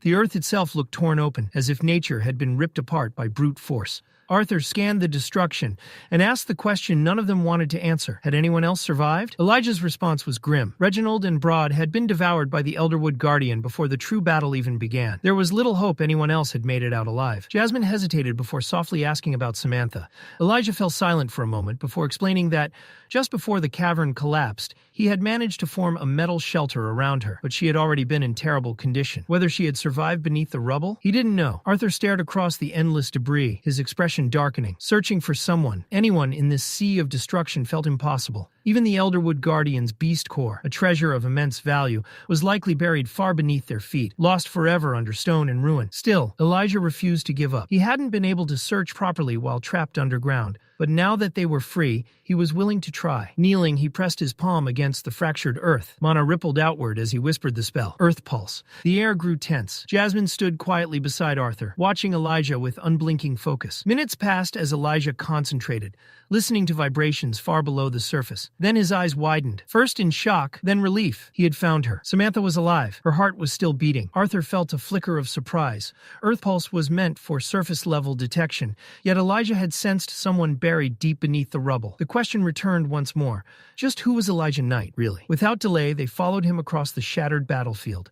As they neared a cluster of collapsed stone and fallen stalactites, Elijah murmured another incantation. Metal surged upward, smoothly forming a protective enclosure. Inside lay Samantha. She was unconscious, her body battered and broken. Her legs were twisted at unnatural angles, clearly shattered. Elijah's face twisted in horror as he rushed forward, but Arthur stopped him. One of the Elderwood Guardian's thick, withered vines was still wrapped tightly around her leg, not strangling her, but acting as a crude splint. Removing it now could make things worse. Arthur pointed out the signs. Her breathing was steady. Her pulse was strong, though she burned with fever. As bad as it looked, her life wasn't in immediate danger. Unconsciousness, for now, was sparing her from unbearable pain. Elijah clenched his fists, muttering bitterly under his breath. They had paid a heavy price to get this far.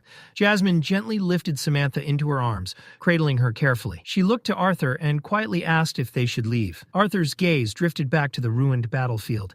The beast core was gone, the victory incomplete, but they were alive, and that had to be enough. Before he could answer, a thunderous roar shook the cavern. The ground trembled violently, and loose stone rained from above. Elijah groaned, exhaustion etched deep into his face, but Arthur remained calm. The massive stone doors Lucas had sealed behind them suddenly exploded inward. Rock shattered, dust filled the air, and as it cleared, Elijah stood frozen in disbelief, while Jasmine released a breath of pure relief. Standing in the doorway was Sylvie.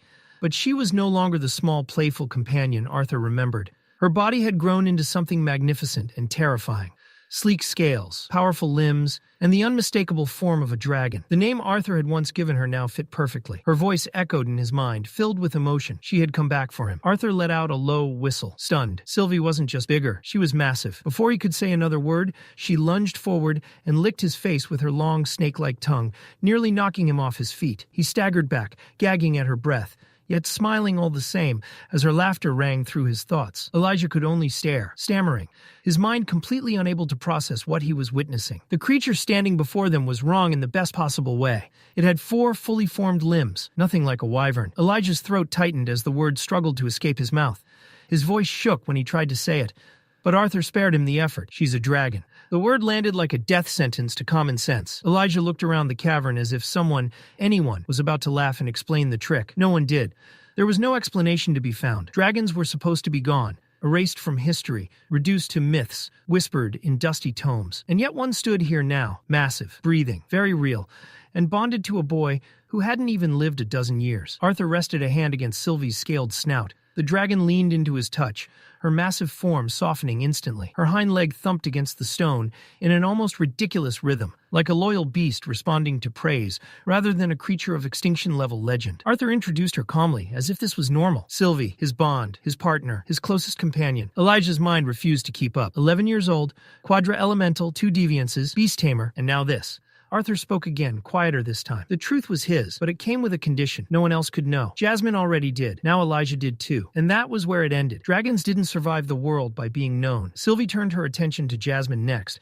Before anyone could react, the dragon leaned down and dragged her tongue across Jasmine's face in a single wet motion. Jasmine recoiled with a groan, saliva dripping as she wiped her face in disbelief. Elijah stared, muttering under his breath, overwhelmed by how absurd and terrifying this reality had become. There was no time to process it. They needed to move. With practiced care, Jasmine and Elijah lifted Samantha's broken body and settled her onto Sylvie's broad back. Arthur followed, his strength still fragile, his movements slow and deliberate. Every breath felt earned. Elijah hesitated, staring at the scene like it might vanish if he blinked. Arthur called to him again. It was time to go. Sylvie didn't hesitate. Her wings unfurled, massive enough to blot out the cavern light, and then she launched upward. The wind screamed as stone and dust were left behind. The dungeon that had nearly buried them alive shrank beneath them, its suffocating grip broken. What had taken them a full day to descend took only hours to escape. When Sylvie landed near the upper levels, the cavern wasn't empty. The batrunners were still there.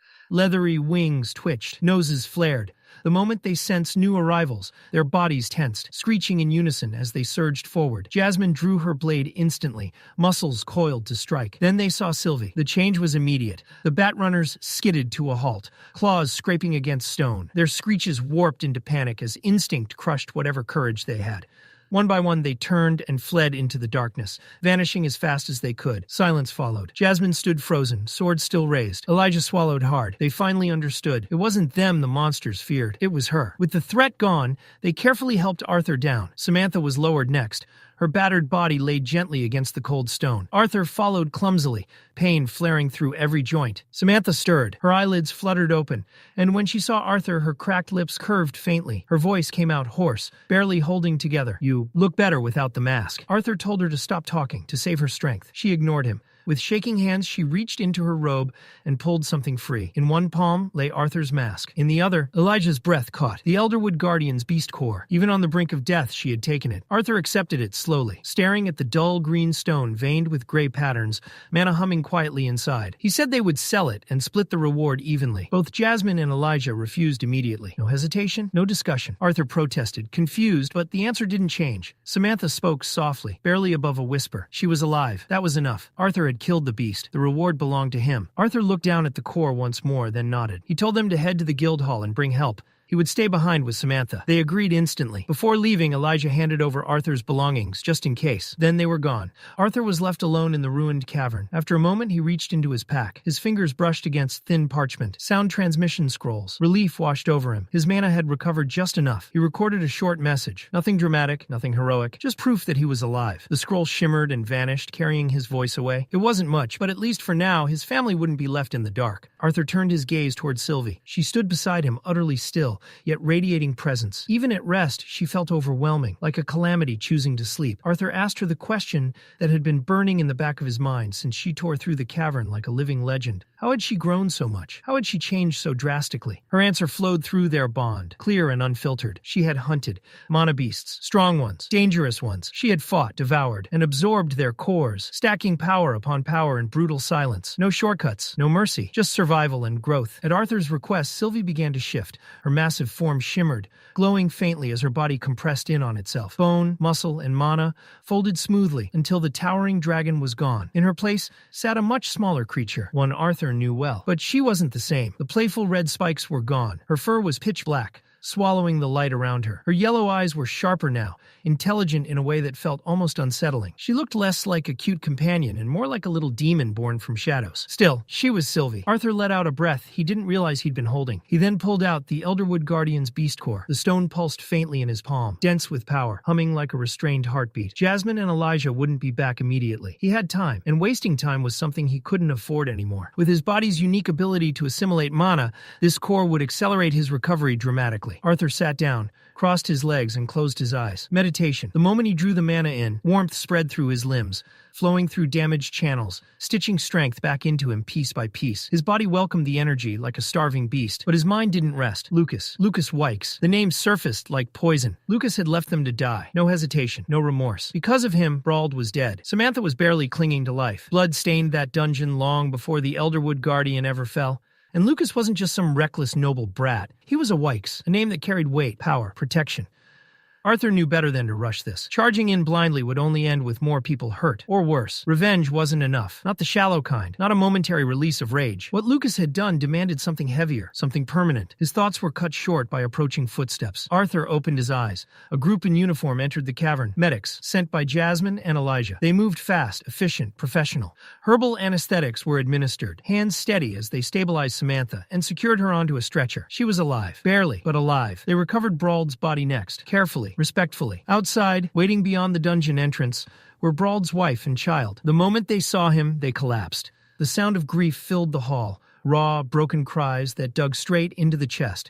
It wasn't dramatic. It wasn't cinematic. It was real. Later, Arthur, Jasmine, and Elijah were escorted to the guild hall, to a private chamber, Caspian's office. The air was heavy with tension and exhaustion. Elijah spoke first, recounting everything. The Guardian, the traps, the collapse, and Lucas's betrayal. Nothing was spared. Every detail was dragged into the open. And with each word, the weight of it all pressed down harder. Arthur finally spoke, his voice calm, but edged with fatigue. They had already given their statements. The dungeon, the battle, the betrayal. How much more was needed? For him, it was enough. Caspian agreed. He saw it in their faces. He told them they would rest before the official hearing. Then the doors exploded open. Armored guards stormed in. Every eye turned. The symbol of House Wykes gleamed on their uniforms. And at the center of it all, Lucas Wykes. He walked in smiling. Like this was a reunion. Like they'd just returned from a casual outing instead of a massacre. His tone was light, mocking, pretending concern. Jasmine's blades were out instantly, metal flashing. Elijah's mana surged, sparks forming at his fingertips. Both of them were shaking, teeth clenched so hard it looked painful. Arthur raised a hand, calmly. Stand down. They hesitated, but obeyed. Lucas feigned confusion, playing dumb, acting as though he couldn't understand why anyone would be upset. Caspian watched Arthur closely, silently asking him to hold back. Arthur didn't move, didn't speak. Then Lucas crossed the line. He joked about survival, about sacrifices, about whether someone had to be thrown away so the rest could escape. Caspian stood abruptly, trying to shut it down. Lucas ignored him. He turned to Samantha, sneering, calling her a cripple. Then he smirked and started talking about Brauld, implying Arthur might have used him like a shield. He never finished. A blade screamed through the air. It slammed into the door behind Lucas with brutal force. After slicing clean through his ear, blood sprayed across the floor. One of the guards shouted in panic, pointing at the wound. Lucas froze. His hand rose slowly to his ear. When he pulled it back, it was soaked in red. Not fatal, but humiliating. Enough. Arthur stood, slowly and deliberately. His eyes locked onto Lucas. Not with rage, but with something far worse, cold intent. Bloodlust flooded the room like a tidal wave. The air grew heavy, suffocating. Guards stumbled, breath hitching as invisible pressure crushed down on them. Their limbs felt weighed in iron. Fear replaced confusion. Lucas screamed at them to move. They charged, shields up, swords raised. To Arthur, they were slow, predictable, and utterly insignificant. Time itself seemed to crawl, like the world had dipped into thick syrup the moment the guards moved. Arthur reacted first. With terrifying precision, he intercepted the leading guard's strike, steel meeting steel in a sharp, ringing clash. In the same motion, Arthur twisted his wrist and drove his blade down into the man's elbow. Bone cracked. The impact was savage. The guard was launched backward like dead weight, slamming into the floor with a choked groan and not getting back up. Arthur didn't pause, not even for a breath. He flowed forward, movement smooth and ruthless, like a storm given shape. The next two guards charged together, shouting, desperate to overwhelm him with numbers. Arthur's sword flashed, one clean arc. The air screamed. Their momentum betrayed them as they collided with each other mid-charge and crashed to the stone floor in a tangled heap, armor clanging uselessly. Only one guard remained. The man swore under his breath, fear bleeding through his anger. He raised his sword overhead and brought it down with everything he had left. But Arthur was already gone. The blade cut nothing but air. Arthur passed him in a blur, calm and effortless, leaving the guard standing there in stunned silence before his knees buckled and he collapsed, unconscious, without ever realizing when he'd lost. Caspian shouted then, sharp and urgent, ordering Arthur to stop. Any violence before the hearing would complicate things, make them worse, dangerous. Arthur didn't acknowledge him. He walked straight toward Lucas. But instead of finishing it, Arthur reached out calmly and grasped the hilt of his blade still buried in the door behind Lucas. His expression didn't change as he pulled it free. It slipped, Arthur said flatly. I was just retrieving it. Lucas couldn't move. Blood dripped steadily from his severed ear, pattering softly against the floor. His hands trembled uncontrollably. The smug confidence he'd walked in with was gone, replaced by raw, animal fear. He finally understood something he should have realized much earlier. He was standing in front of a monster. Caspian forced himself back into control and turned sharply to one of the officers, Lydia, instructing her to escort Lucas to the medical ward immediately. The guards didn't waste a second. Arthur turned then, addressing Jasmine and Elijah. He told them to wait outside. They didn't argue. They nodded once and left the room. Arthur closed the door behind them. Now, it was just him and Caspian. Caspian exhaled slowly, the tension still thick enough to choke on. He tried to reason with Arthur, warning him not to provoke Lucas again. No matter what had happened, Lucas was a Wykes. Acting openly against someone like that carried consequences far beyond a single room. Arthur didn't appreciate the warning. His response was cold, almost bored. He said plainly that if he wanted Lucas erased, he could do it, that the identity he hid behind, the masked swordsman, note, shielded him. The implication hung in the air like a drawn blade. Arthur stepped closer. The pressure in the room intensified again, sharp and suffocating. Caspian felt it immediately. Not just mana, but something heavier, experience, death. These weren't the eyes of an 11-year-old boy. They were the eyes of someone who had killed. Caspian didn't back down. He told Arthur he wasn't threatening him. He was protecting him. The Wykes family didn't play fair. If Arthur killed Lucas, the retaliation wouldn't stop with him. Jasmine would be targeted. The twin horns, past and present, would be hunted. Anyone connected to Arthur would be dragged into it. His message was simple. Wait until Arthur was strong enough to protect everything he cared about, until he could stand against even Lucas's half-brother. Raw power alone wasn't enough yet. Arthur listened. Then he nodded once. He thanked Caspian for the warning, acknowledging it for what it was. But there was another reason he'd asked for privacy. And now, it was time to address that. Arthur walked past Caspian and sat down across from him. Relaxed, composed. When he spoke, his tone carried certainty, not arrogance. He reminded Caspian that a man in his position understood value. And aligning with someone like Arthur wasn't charity. It was an investment. Supporting him would benefit the Adventurers Guild itself. Caspian didn't smile openly, but amusement flickered behind his eyes. He wasn't sure whether Arthur's confidence came from youth or something far deeper. But either way, it was unsettling. Caspian agreed. As long as it was within the Guild's power, they would support Arthur. Arthur nodded and laid out his demands calmly. After a brief discussion, he stood and left the room. The hallway outside was quiet. Elijah was waiting, tense and pale. The moment Arthur appeared, he spoke, admitting honestly that he'd been terrified. Genuinely afraid Arthur would have killed Lucas right there. Arthur shrugged it off. It wasn't time. Elijah hesitated, then asked the question he probably shouldn't have. Did Arthur still intend to kill Lucas someday? Arthur didn't answer. Instead, he changed the subject, saying he was starving and Sylvie was waiting. They should eat before the hearing. The conversation was over. Elijah nodded, unsettled. Justice had to come next. The guild arranged a formal hearing in a small amphitheater-style courtroom. Arthur sat on one side, Lucas on the other. Between them sat a panel of elderly robed judges, respected figures within the guild, flipping silently through records and testimonies. The tension was suffocating. Finally, the tallest judge stood and delivered the verdict. Lucas Wykes was stripped of his A-class rank for sabotage and endangering fellow adventurers during an official dungeon expedition. He was banned from re-enlisting until further notice. Lucas handed over his enchanted identification card without protest. The punishment settled heavily over the room. Arthur watched in silence. For everything Lucas had done, leaving them to die, triggering the collapse, getting people killed, this was all. Anyone else would have been imprisoned, executed even. But Lucas was a Wykes. Then the judge turned to Arthur. He was asked to stand. The panel had reached a decision regarding him as well. Despite his heroics, despite the lives saved, Arthur was to be punished for his public display of aggression toward Lucas. The ruling was blunt. The verdict came down hard. Arthur was officially banned from entering Xyrus City for as long as Lucas Wykes remained enrolled at Xyrus Academy. The gavel struck. Once, clean, final. The sound echoed through the chamber, like a coffin nail being driven in, sealing the outcome in stone. Arthur had expected it, had even planned for it. But he still leaned forward at the podium, jaw tightening as he raised his voice in protest. He demanded to know how any of this made sense, how the one who had been betrayed, nearly killed, was the one being punished while the traitor walked free. His tone carried heat, anger, injustice, but it was theater. Out of the corner of his eye, Arthur caught it. The exact moment Lucas's stiff posture loosened, the exact second relief crept into his expression and curled into a smug, self-satisfied grin. That grin told Arthur everything he needed to know. Good. Let him think he'd won. The judge silenced Arthur with a sharp rap of his staff. The guild, he explained, had taken the full context into account. That was precisely why Arthur's adventurer license hadn't been revoked. He was free to continue working, free to take missions, free to grow stronger. But there was one rule. Arthur was to stay away from Lucas Wykes and the Wykes family. No contact, no provocation, no exceptions. Then Lucas opened his mouth. Panic cracked through his voice as he demanded to know Arthur's true identity. Who was he really? What guarantee did they have that Arthur wouldn't sneak into Xyrus City unmasked and slaughter his family in their sleep? Coward. One of the judges answered coldly with final authority. Arthur's real identity would be recorded and sealed within the guild's highest records. Lucas and the Wykes family would never be informed. A select group of guild mages would monitor Arthur at all times, masked or not, to prevent escalation. Lucas tried to argue again. The judges didn't even look at him. The decision was final. Guards moved in, surrounding Lucas and his entourage. The judges stood, signaling the end of the hearing. The chamber slowly emptied, voices low, tension still clinging to the air like smoke after a fire. Lucas, however, couldn't leave without one last attempt at dominance. He turned back, eyes sharp, posture stiff with false bravado.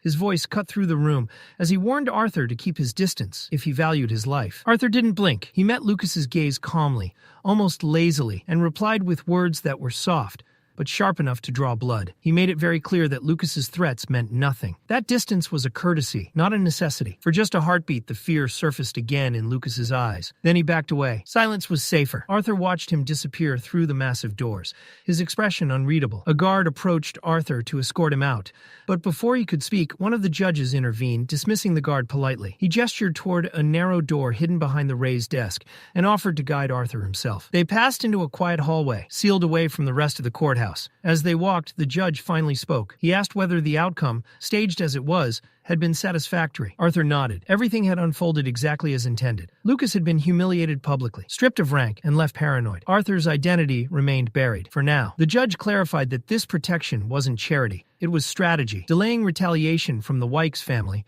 was in everyone's interest. Eventually, the truth would surface. But if Arthur didn't move openly, perhaps the Wykes wouldn't either. Arthur laughed quietly, assuring the judge he wasn't reckless. He knew when to wait. They stopped at a tall shelf lined with ancient tomes. The judge pressed one book inward. Stones shifted. The floor opened, revealing a stairway descending into darkness. Before Arthur stepped down, the judge left him with a final warning. One day, the guild might call in this favor. When that day came, he hoped Arthur would remember who had shielded him today. Arthur gave a half smile. The guild wasn't weak. They were just careful. He descended the stairs, the entrance sealed behind him. Left alone, the judge stared at the hidden passage, a single thought echoing in his mind. Caspian was right. Arthur Leywin wasn't just dangerous. He was inevitable. When Arthur emerged from the hidden exit, he barely had time to breathe before a familiar force slammed into his stomach. Sylvie. She tackled him head first, full speed, knocking the air from his lungs. Arthur winced, clutching his side as she chirped happily and scrambled up to her favorite spot atop his head. Her voice echoed in his mind, bright and impatient, asking if it was finally over, if they could go home now. Outside, Jasmine and Elijah were waiting.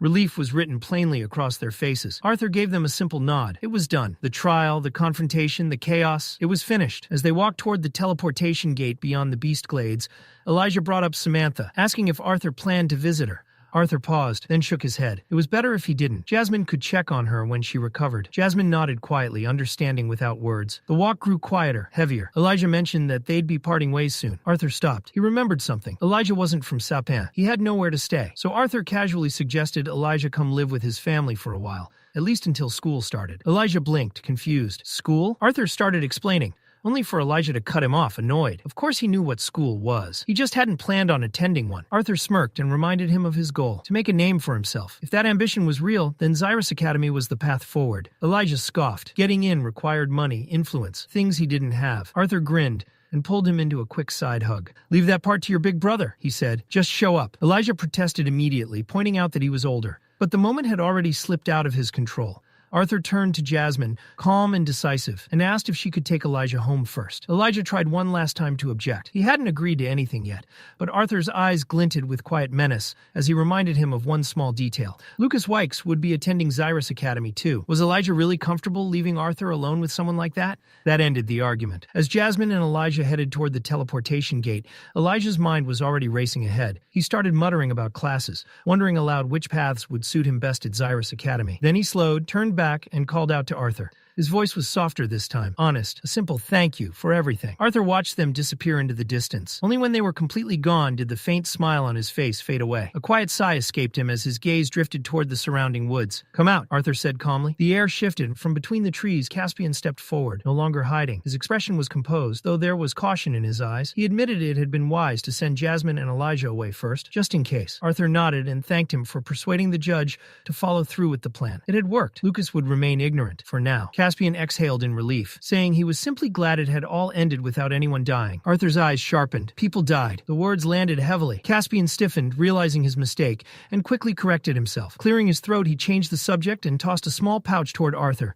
It landed softly in his hand. "A parting gift," Caspian said. "Nothing more." Arthur loosened the drawstrings and froze. Gold spilled into his palm. Far more than he had ever held at once. For a moment, he was reminded of the boy he used to be, someone who had counted every copper. When Arthur asked why, Caspian answered simply, "Precautions. The road ahead wouldn't be safe." As Caspian turned and walked away, Arthur's thoughts churned. Precautions. Don's ballad wouldn't draw attention as long as he didn't use it. The real danger was Lucas. He had seen Sylvie's dragon form, and memories like that had a way of becoming weapons. As if responding to the thought, a soft glow appeared above Arthur's head. Sylvie's black scales shimmered, bleaching into radiant white. Her form shrank, twisted, softened, until a small, delicate white fox floated down into Arthur's arms. Through their bond, her sleepy voice asked if this form was better. Arthur stared, stunned, quietly wondering how many forms she could even take. Sylvie admitted she didn't know. She was tired.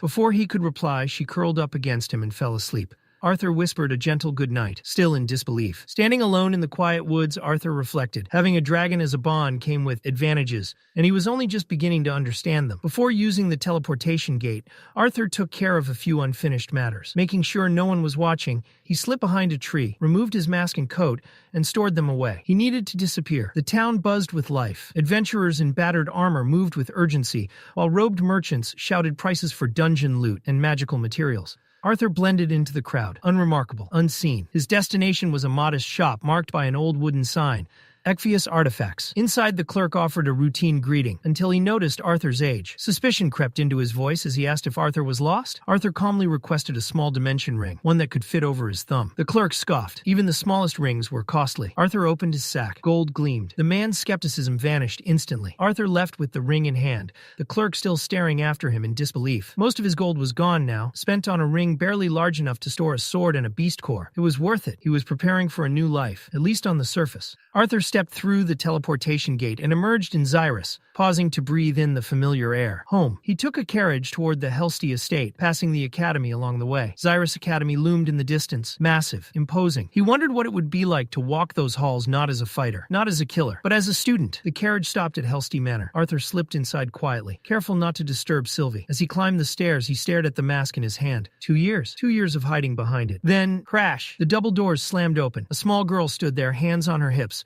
radiating authority far beyond her size. Ellie. Arthur barely managed to say her name before she charged down the stairs and slammed into him, hugging him tightly. Tears filled her eyes as she whispered a simple welcome. She had missed him. Arthur smiled and promised her he wasn't leaving again. Satisfied, she giggled, ran back upstairs, and waved for him to follow. Arthur stood there, stunned. She'd grown so much. Last time, she'd been small, fragile, still unsure of the world, and of him. As that thought settled, something cold wrapped around Arthur's heart. A realization. A horrifying one. Ellie had grown. In a few short years, maybe even sooner, boys would start paying attention to her. That meant clumsy crushes, lingering teenage stares, and awkward attempts to get close to his little sister. The thought alone made Arthur's stomach churn. The image formed vividly in his mind. Ellie, who once clung to his arm with small hands, now surrounded by boys who didn't know their place. His eyes widened as his thoughts spiraled, imagining her growing up far too fast. He didn't like that future. He wasn't ready for it. Thankfully, that unsettling train of thought was cut short by a familiar voice calling out to him. Arthur! His mother, Alice, rushed in first, with Reynolds right behind her. The tension melted from their faces the moment they saw him,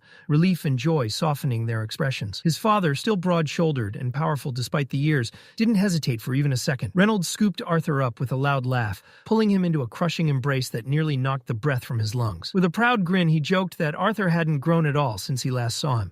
Arthur shot back instantly, smirking as he pointed out his father's increasingly wild beard, accusing him of growing it out just to hide the wrinkles creeping in. The banter barely had time to escalate before Alice stepped in, lightly scolding Arthur while fiercely defending her husband. Then she wrapped Arthur in her own embrace, warm, steady, and grounding. This time there were no tears, no reprimands. She simply told him how glad she was that he had come back safe. Arthur apologized quietly, guilt surfacing over how often he made them worry. Alice only smiled, brushing it aside as if it didn't matter. Off to the side, Vincent Helstea tried to insert himself into the reunion with his usual booming cheer. But before he could finish his greeting, Tabitha smacked the back of his head. This was a family moment, she reminded him sharply. Reynolds and Alice deserved this time with their son. Vincent rubbed his head sheepishly, backing off as the moment passed. Soon enough, everyone gathered together in the living area, settling in with relaxed smiles and light laughter. Arthur's eyes drifted around the room, instinctively searching. Alice noticed immediately and asked if he was looking for someone. Arthur admitted it felt like someone was missing. That was when Elijah stepped forward and handed him a folded piece of paper. Jasmine had already departed on another mission with the Twin Horns, but she'd left a note behind. Arthur unfolded it. It was brief, straightforward, and unmistakably Jasmine. No unnecessary words.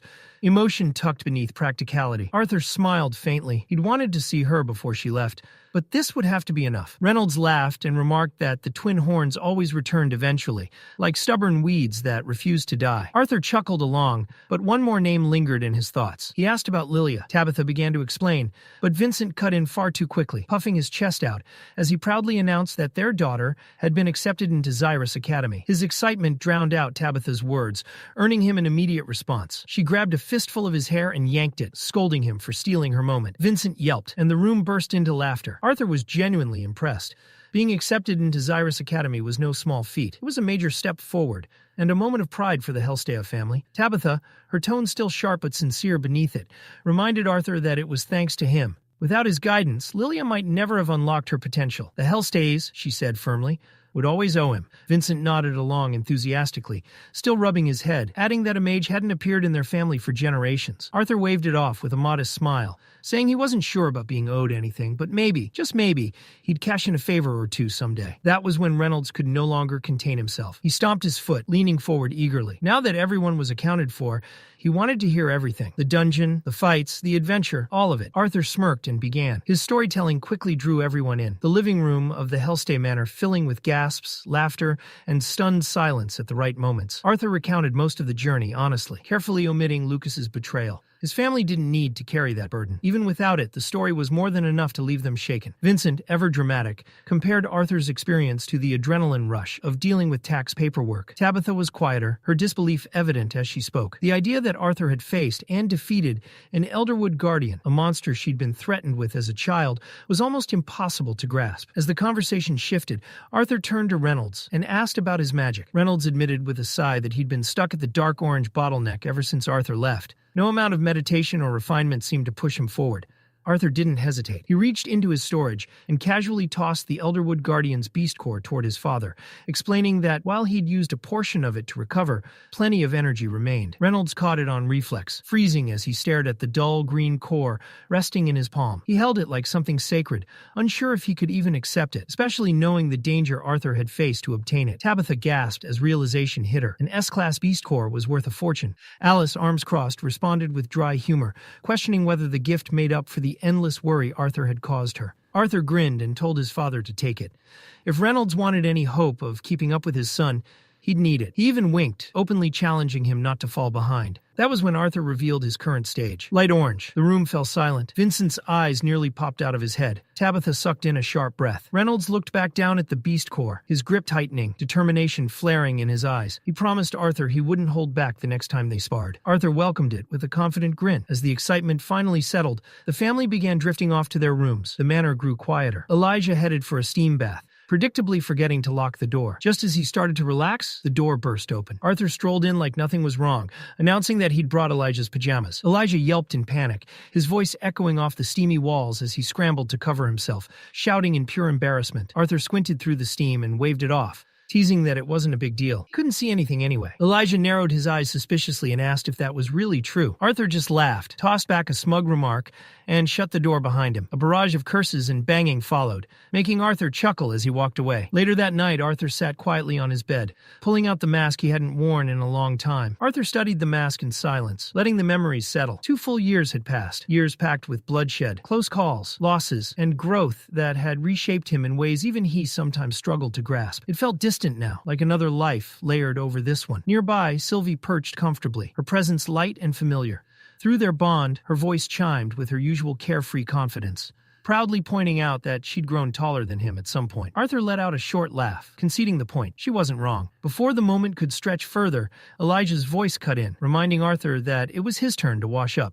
Arthur agreed easily and headed for the bathroom. He didn't rush, easing the tension still lodged in his muscles from everything he'd been through. For once, there was no urgency, no threat lurking just beyond the door. Elijah immediately eyed him suspiciously, demanding to know why it had taken so long. Arthur answered casually, explaining that he'd spoken with Vincent about a few things, and had even brought up the idea of sponsoring Elijah for Xyrus Academy. That single sentence flipped a switch. Elijah's exhaustion vanished, excitement lighting up his face as he bombarded Arthur with questions, desperate to know what Vincent had said. Arthur only smiled, that familiar mischievous glint in his eyes, and refused to answer. Instead, he He shut the door behind him, leaving Elijah stewing in suspense. Later that night, the two of them lay on the wide bed they shared, the room dim except for moonlight slipping through the curtains. Their conversation drifted naturally toward the future. Elijah couldn't hide his awe at the thought of attending Xyrus Academy, the prestige, the powerful students, the chance to train among the continent's elite. It all sounded unreal to him, like stepping into a legend. Arthur listened quietly. To him, the academy was less dazzling. He knew their current abilities already surpassed most first-year students, which meant the early curriculum might feel painfully slow. Still, he admitted it wouldn't be pointless. It would give him the time and structure he needed to refine his weaker attributes, lightning and ice magic. Even with his beast will backing him up, those elements still resisted him more than he liked. Eventually, Elijah's tone shifted. He brought up Lucas. He asked carefully what Arthur planned to do. Arthur let out a slow breath. Lucas didn't recognize him, and Arthur intended to keep it that way, until the day he was strong enough to stand against the entire Wykes family without consequence. His identity would remain buried. For now, revenge could wait. Training couldn't. Growth came first. Arthur found himself quietly appreciating how easily Elijah spoke his mind, even joking around topics most people would tiptoe around. His gaze drifted, landing on the ridiculous pillow wall Elijah had built between them. Arthur raised an eyebrow and asked if that was really necessary. Elijah insisted it was, arguing that it was already weird enough for two guys to share a bed. Arthur smirked and suggested that maybe Elijah would feel more comfortable if Arthur were a girl instead. The response was instant. A pillow flew straight at Arthur's head. Elijah flushed with embarrassment, while Arthur laughed, dodging easily and enjoying the rare, harmless moment. After a beat, Elijah peeked over the pillow barrier again, his voice quieter, more thoughtful. His mind had wandered somewhere else entirely. He wondered aloud if he might actually find a girlfriend at Xyrus Academy. Arthur, of course, couldn't resist. He painted an exaggerated future where Elijah married a black-haired girl with glasses just like him, their children somehow being born already wearing tiny spectacles. Elijah groaned and rolled his eyes, pointing out how ridiculous that was. Babies didn't come with glasses. Still, he laughed despite himself. Then he flipped the teasing back onto Arthur, claiming Arthur's looks alone would make him popular, whether he wanted it or not. Too princely, he said, for his own good. Arthur smirked and asked if that sounded like jealousy. Elijah shot back immediately that it wasn't subtle at all. It was blatant. Arthur waved it off. He wasn't interested in anyone at the academy. To him, girls his age still felt far too young, barely more than kids. There was no rush. What mattered was rest. He told Elijah to get some sleep. Elijah agreed quietly. There was gratitude in his voice, and with that, their banter faded. The room fell into silence, the world outside unusually calm as both of them drifted off. Morning arrived gently. Thin rays of sunlight slipped through the curtains, nudging Arthur awake. He rose, got ready, and headed downstairs. Vincent was already there, brimming with energy. He greeted Arthur enthusiastically, reminding him of the inventor Arthur had asked about the day before. Vincent wasted no time explaining that he'd already arranged a meeting. The man's name was Gideon. According to Vincent, Gideon wasn't just an inventor. He was a legendary artificer, one of the most respected researchers in all of Sapin. He was due to return to Xyrus City in 3 days, and Vincent suggested they meet him before heading downtown with everyone else. Arthur agreed immediately. When he asked what was happening downtown, Vincent mentioned a major announcement scheduled for the central square. Arthur acknowledged it, though his interest clearly lay elsewhere. He thanked Vincent for setting up the meeting. When Vincent asked if Arthur needed something specific from Gideon, Arthur explained that it wasn't a necessity. It was something he wanted to discuss, an idea from his past life that had waited patiently for the right moment. This meeting would be the first step toward bringing it into reality. Vincent was still trying to process that when Reynolds appeared. He called out to them, then immediately scolded Vincent for his messy appearance, reminding him he had somewhere important to be. Realizing he was already late, Vincent panicked, shouted that he'd pick Arthur up later, and bolted out the door. Reynolds watched him go, chuckling as he teased Vincent for running, while constantly looking back like a nervous child. Then he turned to Arthur. When Arthur asked about his magic, Reynolds' face lit up with pride. He announced that he'd finally broken through. Solid orange stage. The progress was real, and it showed. Reynolds reached into his pocket and pulled out the very same beast core Arthur had given him earlier. Even though every last drop of mana inside it had already been drained, the core hadn't shattered the way it normally should have. Instead, it sat there, perfectly intact, solid and heavy in his palm. The detail clearly bothered him. A drained beast core surviving like this wasn't normal. Far from it. But there was no time to overthink it now. He still had preparations to finish before heading out. With a satisfied, almost proud smile, Reynolds tucked the core away and told Arthur he'd be back by dinner. Then he stepped out, the door closing softly behind him. Arthur didn't move. He stood there in silence, mind spinning. Something about that core refused to sit right with him. After a moment, he turned and headed to the backyard. the beast core now in his own hand. Sunlight filtered through the open space as Arthur stopped and stared down at the orb again. It was still solid, still whole. Slowly, carefully, he wrapped his fingers around it and focused, extending his senses inward. This time he felt it. Deep within the core's black, hollow interior, something stirred. The emptiness warped, shadows shifting until a shape began to form. Arthur's breath caught. The Elderwood Guardian. The image sharpened, unmistakable. Arthur froze in place as a chill crawled up his spine, quickly replaced by pure electric awe. His heart started pounding. That fight, one that had nearly killed him, had left behind a reward so absurdly rare it bordered on the unreal. A beast will, not just treasure, not just power, a phenomenon. A gift that granted its wielder immense strength and often a unique magical ability. Something that could only be obtained if a powerful mana beast willingly passed it on, or if it was torn out by force from its core. Arthur stared at the glowing orb in his hand, thoughts colliding violently in his head, and then a dangerous idea took root. What if he tried to integrate not one beast will, but two? There were no records, no precedents, no ancient manuals warning him not to. Just a single, terrifying unknown. And Arthur had never been one to shy away from that. Without another second of hesitation, he tightened his grip and began pouring his mana into the core. Immediately, something answered back. This wasn't like the clear, emotional connection he shared with Sylvie. This was savage, primal, a raw, hostile presence roaring deep inside his consciousness. The will of the Elderwood Guardian lashed out violently, rejecting him with overwhelming force. Vines exploded forward in his mind, faster than sight, aiming straight for him, and shattered. They slammed into something invisible and broke apart instantly. Arthur's eyes widened as a powerful pressure surged around him. A barrier had formed, absolute and unyielding. He turned instinctively, and his breath stopped. Behind him stood Sylvia, not her physical body, but her will. Towering, majestic, terrifying. The image of the great dragon loomed with overwhelming dominance, her massive form radiating authority. Her glowing eyes locked onto the Elderwood Guardian with cold finality. Space itself seemed to tremble as her will surged forward. Her jaws opened wide, rushing toward the wooden beast with unstoppable force. The Guardian convulsed, utterly crushed beneath the pressure. And then Arthur gasped awake. His eyes snapped open as the beast core slipped from his hand, clattering and rolling across the ground. His chest rose sharply as he sucked in air. He had stopped just in time. Arthur understood instantly. If he'd hesitated even a moment longer, Sylvia's beast will would have completely erased the Elderwood Guardian, destroying it beyond recovery. Any chance of passing that will on to someone else would have been gone forever. He bent down and picked up the core again, his thoughts drifting immediately to his father. Why couldn't Reynolds absorb it? The answer came easily. Elemental compatibility. Just like Grandpa Virion had explained long ago, a beast's attributes had to align with the mage's mana core. No matter how strong Reynolds was, his affinity simply didn't match the Elderwood Guardians. But Arthur already knew exactly who it would match. The days that followed passed swiftly. Arthur threw himself back into training, disciplined and relentless, refining his body and mana without letting his guard slip. But he didn't waste the peace either. He spent time with his family, laughing, relaxing, doing ordinary things that felt almost unreal after everything he'd been through. He knew better than anyone how fragile moments like these were. One morning, sunlight spilled gently through the windows as Arthur and Elijah lay sprawled across their bed, still deep in sleep. The quiet didn't last. The door creaked open. Ellie's small voice cut through the room, announcing that it was time for breakfast. Mom had called for them. Half asleep, Arthur mumbled something incoherent about wanting a luxurious dimensional ring, clearly still trapped in dreamland. Ellie reminded him that today was the announcement and that everyone needed to be ready. Then she grinned. Before Arthur could react, Ellie launched herself onto the bed and drove a sharp elbow straight into his chest. The impact knocked the air clean out of him. Arthur wheezed, clutching his sternum as pain flared. He shot Ellie a glare that was half annoyed, half impressed, reminding her she wasn't that small anymore, and that one day she might actually break something. Ellie gasped dramatically, eyes wide as she accused him of calling her fat.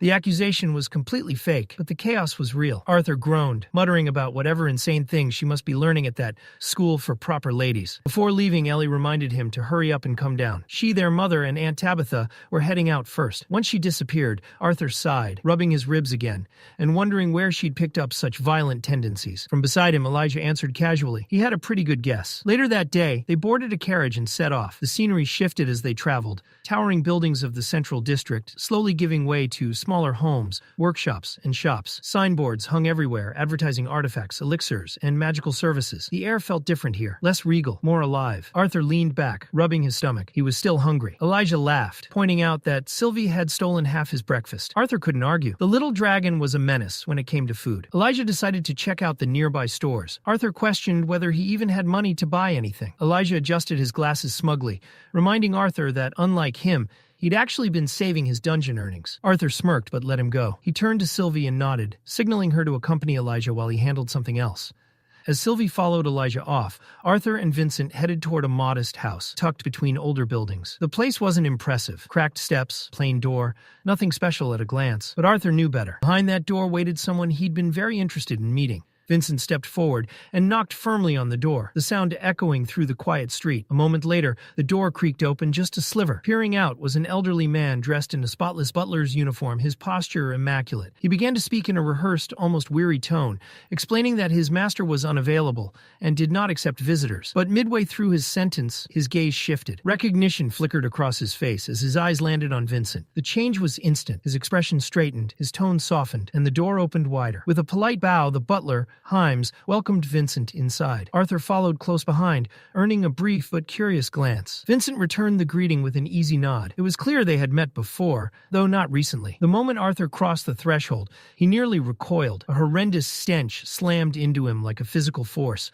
It was sharp and metallic, thick with the smell of rust, burned chemicals, and something acrid he couldn't quite place. The air itself tasted like copper, clinging to his tongue and throat. Arthur's face twisted instinctively in disgust. Himes noticed and let out a small, amused chuckle. Then something moved. From within one of the heaps, an elderly man rose, brushing soot and metal shavings from his wild, unkempt hair. He looked irritated before he even spoke, and when he did, it was loud. He barked at the butler, demanding to know why someone had been let inside his workshop.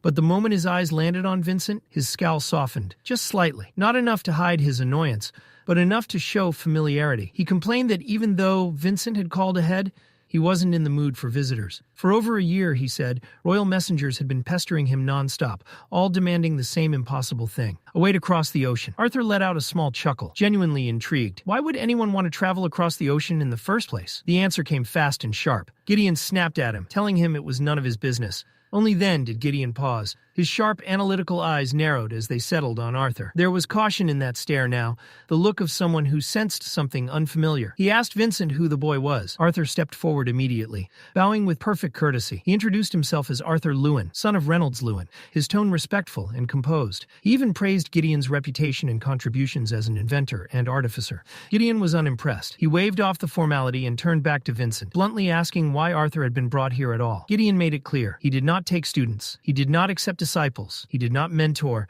Vincent hesitated, then admitted honestly that he didn't know the full reason himself. Arthur had asked for the meeting.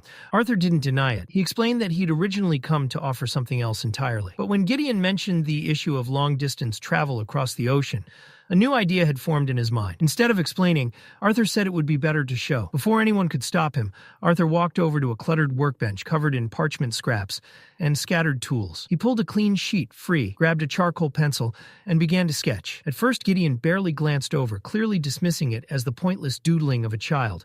But then his eyes caught a detail, then another. Suddenly, he lunged forward and snatched the parchment out of Arthur's hands. His face hovered inches from the page, eyes wide, breath uneven. What Arthur had drawn wasn't magic circles or mana conduits. It was something else entirely. An engine, not powered by mana, but by steam, heat, pressure, external fuel. A concept so foreign to this world that it felt almost illegal. Gideon's hands trembled as he muttered under his breath, tracing the design with shaking fingers, mentally filling in gaps. But just as his excitement peaked, he stopped. Something was missing. Key components were absent, critical details deliberately omitted. Arthur calmly took the parchment back, stating that the complete design would be shared only after their negotiation concluded. Gideon exhaled slowly, long, heavy. He knew he was trapped. With a sharp snap of his fingers, he summoned his assistant. Himes appeared moments later, carrying a sealed case with extreme care. He placed it on the table and opened it. Inside rested an ironized diamond. The gem shimmered with contained power, its surface reflecting light like frozen lightning. Vincent gasped openly. This was a treasure capable of forging top-tier artifacts, something worth a fortune beyond measure. Arthur barely reacted. Gideon, undeterred, proudly explained that the jewel could store mana up to 5 times its own capacity. He waited for awe. It never came. Arthur wasn't impressed. Gideon's confidence cracked slightly.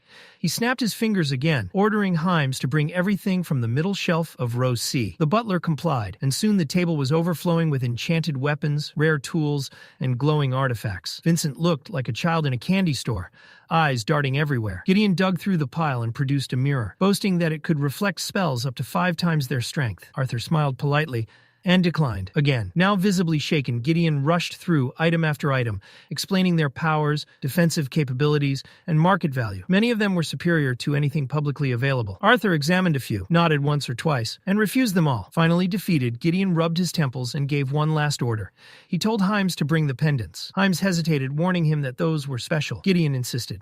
When Himes returned, he carried two small, ornate locked cases, far more refined than anything else in the room. These were artifacts crafted for royalty. Gideon unlocked one and opened it. Inside lay a delicate pendant. A soft pink gem rested at its center, suspended from a thin chain of white gold. The craftsmanship was exquisite. Arthur lifted it and infused a trace of mana. Within the jewel, an image shimmered into existence, a phoenix worm. Arthur recognized it instantly. Gideon stared at him in shock. Gideon confirmed it without hesitation. The pendant had indeed been crafted using the essence of a phoenix worm.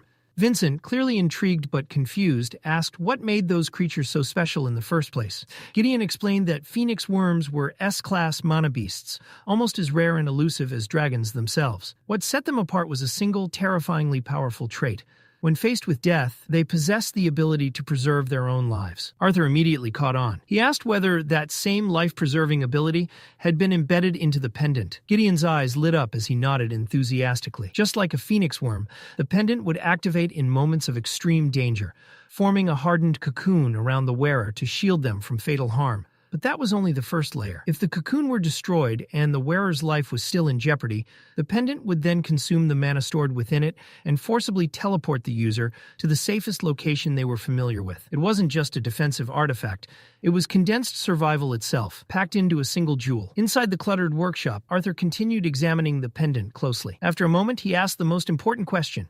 How many times could its effects actually be used? Gideon scratched the back of his head, looking uncomfortable, as he admitted he wasn't completely sure. He had already used 5 Phoenix Worm cores to create it, each one more valuable than almost any other S-class beast core in existence. And even then, he believed the pendant might only activate twice at most. Arthur fell silent, his thoughts turning inward. If the artifact truly functioned as described, it would be perfect for someone he needed to protect above all else. His mother, or Ellie. The idea lingered, until something else clicked in his mind. Earlier, Gideon had mentioned that these pendants were commissioned by the royal family. Arthur asked directly. Gideon confirmed it, stating that the Phoenix Worm cores had been provided by the royal family themselves. Still, he waved it off as unimportant. What truly mattered to him now was Arthur's earlier blueprint. His eyes narrowed with suspicion as he asked the real question. How could someone so young come up with an idea like that, and why bring it to him now? Arthur answered with a calm smile, claiming he simply wanted to make a nice birthday gift for his little sister. Gideon didn't buy it for a second. He didn't say it out loud, but he dismissed the excuse immediately. Arthur made his stance clear. He wasn't handing over the complete blueprint, unless he knew exactly how it would be used. Gideon tried to sidestep the condition, telling him that everything would be explained during the major announcement later that day. Arthur pushed back. Someone of Gideon's standing and knowledge, he reasoned, could surely explain things more clearly than a censored public speech ever would. Cornered, Gideon asked if revealing everything he knew would convince Arthur to leave the pendants behind. Arthur responded with nothing more than a smirk. He wasn't about to agree to a deal without getting real value in return. Growing desperate, Gideon tried bargaining again, suggesting he might part with just one pendant instead of both. Arthur didn't answer verbally. Instead, he raised his hand, a small but steady flame blooming in his palm, while holding the blueprint just close enough to make his point clear. He wasn't bluffing. Gideon growled under his breath, calling Arthur a demon as he finally realized the situation had completely flipped. The boy had total control. Vincent, who had been silently observing the exchange, finally stepped in. He admitted he didn't always understand what Arthur was thinking, but he vouched for one thing without hesitation. If Arthur made a promise, he would keep it. That was enough. Gideon let out a loud groan and finally gave in. He didn't care about the royal family anymore. Compared to this ship project, they were irrelevant. With a resigned sigh, he revealed the truth. Last year, his team had uncovered evidence, and now they were absolutely certain. There was another continent beyond Dicathen. Arthur froze. The idea hit him hard. Another continent, something so massive, so world-altering, that it was difficult to even process. Vincent nodded slowly, adding that he had heard the same rumor from a royal family employee before, someone who had been unsure, but warned him to keep it secret. Hearing it again from Gideon confirmed what Vincent had already begun to believe. Still, Arthur wasn't satisfied with rumors alone. He pressed Gideon, demanding proof, real evidence, not speculation. Gideon bristled, clearly insulted. He made it very clear that he wasn't the type of scientist who made baseless claims. His voice rose as he explained how it all began. Years ago, they had discovered a strange artifact attached to a bird-type mana beast. The creature wasn't native to Dicathan and possessed a unique ability, perfect camouflage, something no known beast on the continent could replicate. That alone was groundbreaking, but the artifact it carried changed everything. Vincent, still stunned, asked how they had even managed to capture such a creature. Gideon scowled as he admitted the truth. It was pure chance. An amateur adventurer aiming at a gliding squirrel had accidentally struck the bird instead. Dumb luck, nothing more. But that accident brought the artifact into their hands. The object was unlike anything Gideon had ever studied, so advanced that it took him nearly an entire year just to determine its function. And when he finally did, it confirmed every suspicion they had. Arthur leaned forward, demanding to know what it could do. Gideon hesitated, reminding him that only royal family members were authorized to know this information. Arthur didn't even blink. He simply pointed out that his own blueprints contained designs the royal families had never seen. Once again, Gideon was cornered. With visible irritation, he finally revealed the truth. The artifact could record and store moving images. Vincent leaned back with a quiet, satisfied smirk. Even someone as brilliant as Gideon couldn't outmaneuver Arthur. Arthur, however, wasn't impressed yet. He frowned slightly, voicing his doubt. Just because an artifact was advanced didn't automatically mean it came from another continent. Couldn't it have been created by an unknown but exceptionally talented artificer somewhere in Dicathan? Vincent responded calmly but firmly. He reminded Arthur that he hadn't introduced Gideon as just another skilled inventor. He was widely regarded as the greatest artificer Dicathan had ever produced. Not just in the present era, but in all of history. Still skeptical, Arthur shifted his gaze back to the eccentric old man, weighing those words carefully. There was doubt in Arthur's tone, but it wasn't baseless skepticism. It was calculated, grounded. Gideon, on the other hand, took it personally. His chest puffed out as pride swelled to ridiculous levels, and he loudly proclaimed his own brilliance. In his mind, there wasn't a single artificer in all of Dicathan who wouldn't drop to their knees in reverence before him. His confidence wasn't subtle. It was overwhelming, absolute, almost comical in its intensity. Arthur listened patiently, letting Gideon rant, and then a slow smile crept onto his face. If Gideon's words were true, and judging by his reputation they likely were, then even the greatest artificer in Dicathan, struggling for nearly a year to understand a single artifact, said everything. It suddenly made perfect sense why the royal families had jumped to such a drastic conclusion. Arthur voiced his reasoning calmly. If an artifact existed that even Gideon couldn't fully decipher, then the odds of it being created within Dicathan were slim. That alone was enough for the royals to believe its creator came from beyond the continent. Gideon leaned forward, veins practically popping, frustration boiling over. He was nearly shouting now, desperate to hammer the point into Arthur's head. This wasn't just some impressive device. This was proof of another world beyond the seas. A land filled with technologies more advanced, artificers more skilled, and possibly mages far beyond anything Dicathan had ever known. To Gideon, this discovery was earth-shattering, history-defining. But Arthur didn't budge. He calmly raised a hand, gently pushing Gideon back, grounding the conversation. Yes, the implications were massive. Yes, the possibilities were terrifying and exhilarating all at once. But speculation was still speculation. Until someone crossed the ocean, until they saw that land with their own eyes, everything Gideon was saying remained theory, no matter how convincing. Instead of getting swept up in excitement, Arthur quietly returned his attention to the parchment. He finished the sketch he had been working on. A steam engine. Simple in concept, revolutionary in execution. With it, they wouldn't need to guess. They would go there themselves. Only then would the truth be undeniable. Later, as Arthur and Vincent stepped outside the workshop, the air felt noticeably lighter. Vincent let out a chuckle, clearly amused by the absolute storm Gideon had turned into moments earlier. He admitted he had never seen the old artificer so animated, so fired up. That level of passion from someone like Gideon spoke volumes about what Arthur had just ignited. Arthur smiled faintly. Gideon really had been excited, more than anyone had ever seen him. Causing that kind of reaction from a legend wasn't something just anyone could do. Still, Vincent voiced his doubts. Gideon might have called Arthur's steam engine design ingenious, but Vincent himself couldn't picture it. A ship powered purely by steam, crossing an entire ocean without magic? It sounded absurd. In a world where mana solved everything, relying on something so mundane felt almost laughable. Arthur walked beside him, half listening, his thoughts drifting deep again. In this world, magic was the foundation of everything. Daily life, warfare, innovation, politics. Because mana was so convenient, so dominant, people had stopped looking for alternatives. Non-magical technology, once full of potential, had stagnated completely. Vincent kept talking, unaware of the gears spinning violently in Arthur's mind. He joked about Arthur's parents, wondering how Reynolds and Alice could be so calm about everything their son could do. If Vincent had a child like Arthur, he'd be shouting it from the rooftops. Arthur barely heard him. His focus was on what he had accomplished. With nothing more than harmless mechanical knowledge From another life, he had secured an artifact capable of protecting his family.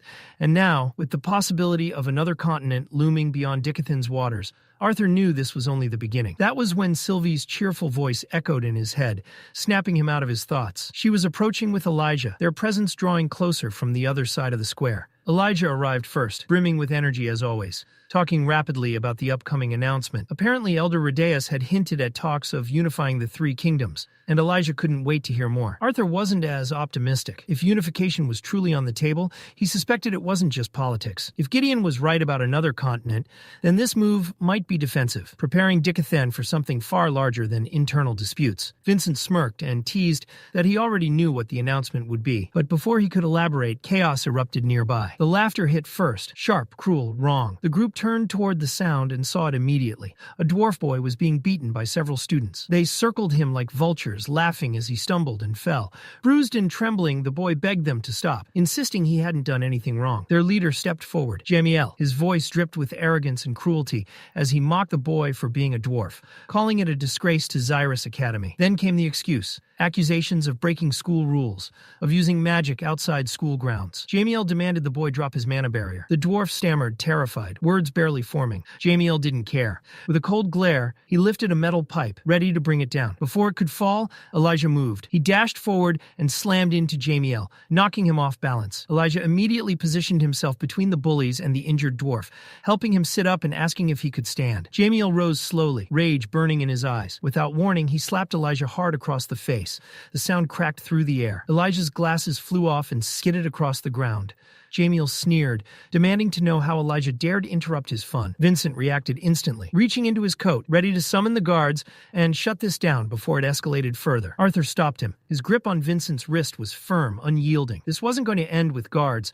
Not this time. Vincent whispered urgently, alarm clear in his voice. They couldn't let this continue. Meanwhile, Elijah was fighting a battle of his own. Rage burned in his chest, begging to be unleashed. He knew if he used magic now, it wouldn't just be his problem. Arthur and Vincent would be dragged into it as well. He clenched his fists, forcing himself to breathe, forcing the mana to stay dormant. Jamiel's eyes dropped to the markings stitched into Elijah's robe. Recognition flashed. A twisted grin spread across his face as he realized it. The emblem of the Kingdom of Darv. The others noticed too, and their laughter turned sharper, nastier. Jamiel stepped forward, grabbing Elijah by the hair and yanking his head back, mocking him with cruel delight. He sneered about how Elijah might as well lie next to his half-pig brother on the ground. Elijah shook with restrained fury. He knew he couldn't win without mana, but he held it back. Jamiel leaned closer, ordering him to open his mouth, laughing about how they'd share a hospital room when he was done. And then, something made him pause. A shadow slid across the sunlit ground, and Jamiel turned his head slightly. His eyes locked onto someone approaching at an unhurried pace, each step deliberate. It was Arthur, closing the distance with a long wooden stick resting in his hand. Jamiel scoffed at the sight. He sneered, mocking Arthur as just another peasant, warning him to back away unless he wanted to end up on the ground beside the other two. The students around him laughed and egged him on, but Arthur's expression never wavered. There was no fear, no hesitation, only a cold, sharp glint in his eyes. He stepped closer, silent, his presence alone welcoming the fight. Far from the brewing chaos, a royal carriage cloaked in plain colors rolled quietly through the city streets. Its wheels barely whispered against the road as it neared the center of Xyrus. Inside, Prince Curtis lounged back, irritation clear in his voice. He complained about the secrecy, saying he would rather have attended the event in Adistan with his parents than sneak through the city like a criminal. His royal guard responded calmly, explaining that security at the event was already strict and that Curtis's movements had to remain discreet. In truth, the caution had little to do with the prince himself. Princess Catelyn had made it abundantly clear that she wanted no attention. Catelyn sat across from her brother, her displeasure obvious. She reminded him that she never wanted to come at all. Curtis grinned and teased her, claiming she should be thankful he dragged her out. Otherwise, she would have buried herself in books all day. Catelyn shot him a sharp glare. She knew the real reason. She pointed out that the only reason he insisted she come was because his date had canceled at the last moment. Curtis tried to brush it off, but his ears reddened, and he hastily changed the subject to his bond, Grotter, whom he had reluctantly left behind. He had wanted to ride the massive creature during the public event, but thanks to Catelyn, that plan had been abandoned. The guard reminded him that Grotter, being as large as the entire carriage and still untrained, was an enormous safety hazard. Curtis waved it off and tried to get Catelyn to agree, asking if Grotter hadn't been improving lately. Catelyn didn't respond. Her attention had shifted to the view outside the window. She had noticed a crowd forming, tension thick in the air. Something was happening in the street, and she couldn't look away. Back at the confrontation, Vincent stood stiffly, unsure of what to do. His heart hammered in his chest. He had never seen Arthur like this before. The familiar calm was gone, replaced by something cold and razor-sharp. If no one intervened now, Vincent feared those students wouldn't just be hurt. They might not leave at all. He hurried forward, positioning himself in front of Arthur, raising his voice as he shouted at the arrogant students. He ordered them to leave before someone was seriously injured. Turning back, he pleaded with Arthur to let it go and check on Elijah instead. The students only laughed. They mocked Vincent, calling him a foolish old man trying to shield a child. Their smug faces showed no hint of understanding. Inside, Vincent was screaming. They didn't realize the truth. He wasn't protecting Arthur. He was trying to protect them. Arthur spoke calmly, calling out to his uncle. Vincent turned, forcing a strained smile as he replied, his voice trembling. Then he saw it. Mana radiated from Arthur, sharp and focused. Arthur didn't need to raise his voice. The order was unmistakable. Vincent stepped aside. He understood now. Nothing was going to stop what came next. He cast one last glance at the boys and silently wished them peace. One of the students stepped forward confidently, volunteering with a joke about not damaging his new clothes. Grinning, he charged at Arthur, pipe raised high. It would be easy. One swing and it would be over. But before the strike could even begin, Arthur's stick slammed into his head. The boy crumpled instantly, collapsing with a groan. Shock rippled through the group. They hadn't even seen Arthur move. Another student snarled in anger, claiming Arthur had only gotten lucky by catching someone off guard. He boasted that he would show the difference between a noble trained in swordsmanship and a common peasant. He rushed forward, faster than the eye could follow, his metal pipe cutting through the air in a lethal arc. His movements were refined and precise, executing his family's prized thousand-step strike. The weapon swayed erratically, meant to confuse and overwhelm. In his mind, victory was already secured. The final lunge was flawless, unstoppable. To Arthur, everything slowed. He saw every motion, every shift of weight. At the final instant, he tilted his head just enough for the pipe to whistle past him harmlessly. The noble's confidence shattered. Arthur moved. A single clean strike landed on the boy's back. The stick snapped on impact. The noble collapsed, breath torn from his lungs, pain carved across his face. Arthur glanced at the broken stick in his hand, remarking how easily even mana-reinforced objects broke when pushed too far. He let the remains fall from his fingers. There were still others standing. He rolled his shoulders, composed and steady. Arthur no longer needed a weapon. This would end with his bare hands. Jamiel stared at Arthur, arrogance still etched across his face. To him, Arthur was nothing more than an overconfident peasant in need of discipline. His father's words echoed in his mind. A trident's fist was deadlier than any forged weapon. The thought fueled his pride. One punch would be enough. But as Jamiel stepped closer, something changed. The air grew heavy, oppressive, as if the pressure alone could crush him. Jamiel froze, startled by the overwhelming presence radiating from someone his own age. He had never felt anything like it, not even from his father. Still, pride drove him forward. He lunged, fist clenched tight. Arthur's fist met his face first. The blow landed with brutal precision, twisting Jamiel's features as blood spilled from his nose. His body spun before crashing to the ground.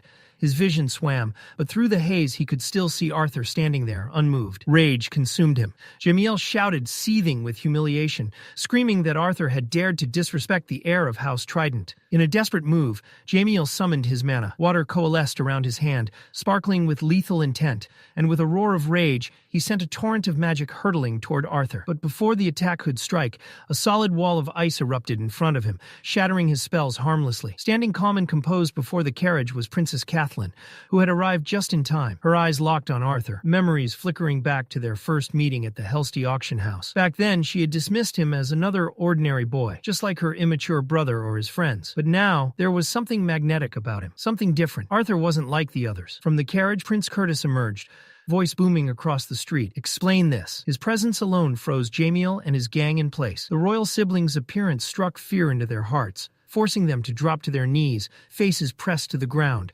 Their trembling voices stammered excuses. They claimed they had just been talking when Arthur attacked. Elijah's jaw dropped. He opened his mouth to defend the truth, but Jamiel interrupted, feigning innocence. Kathleen, however, was sharper. Her gaze swept to the battered dwarf on the ground, and her instincts screamed that the story didn't add up.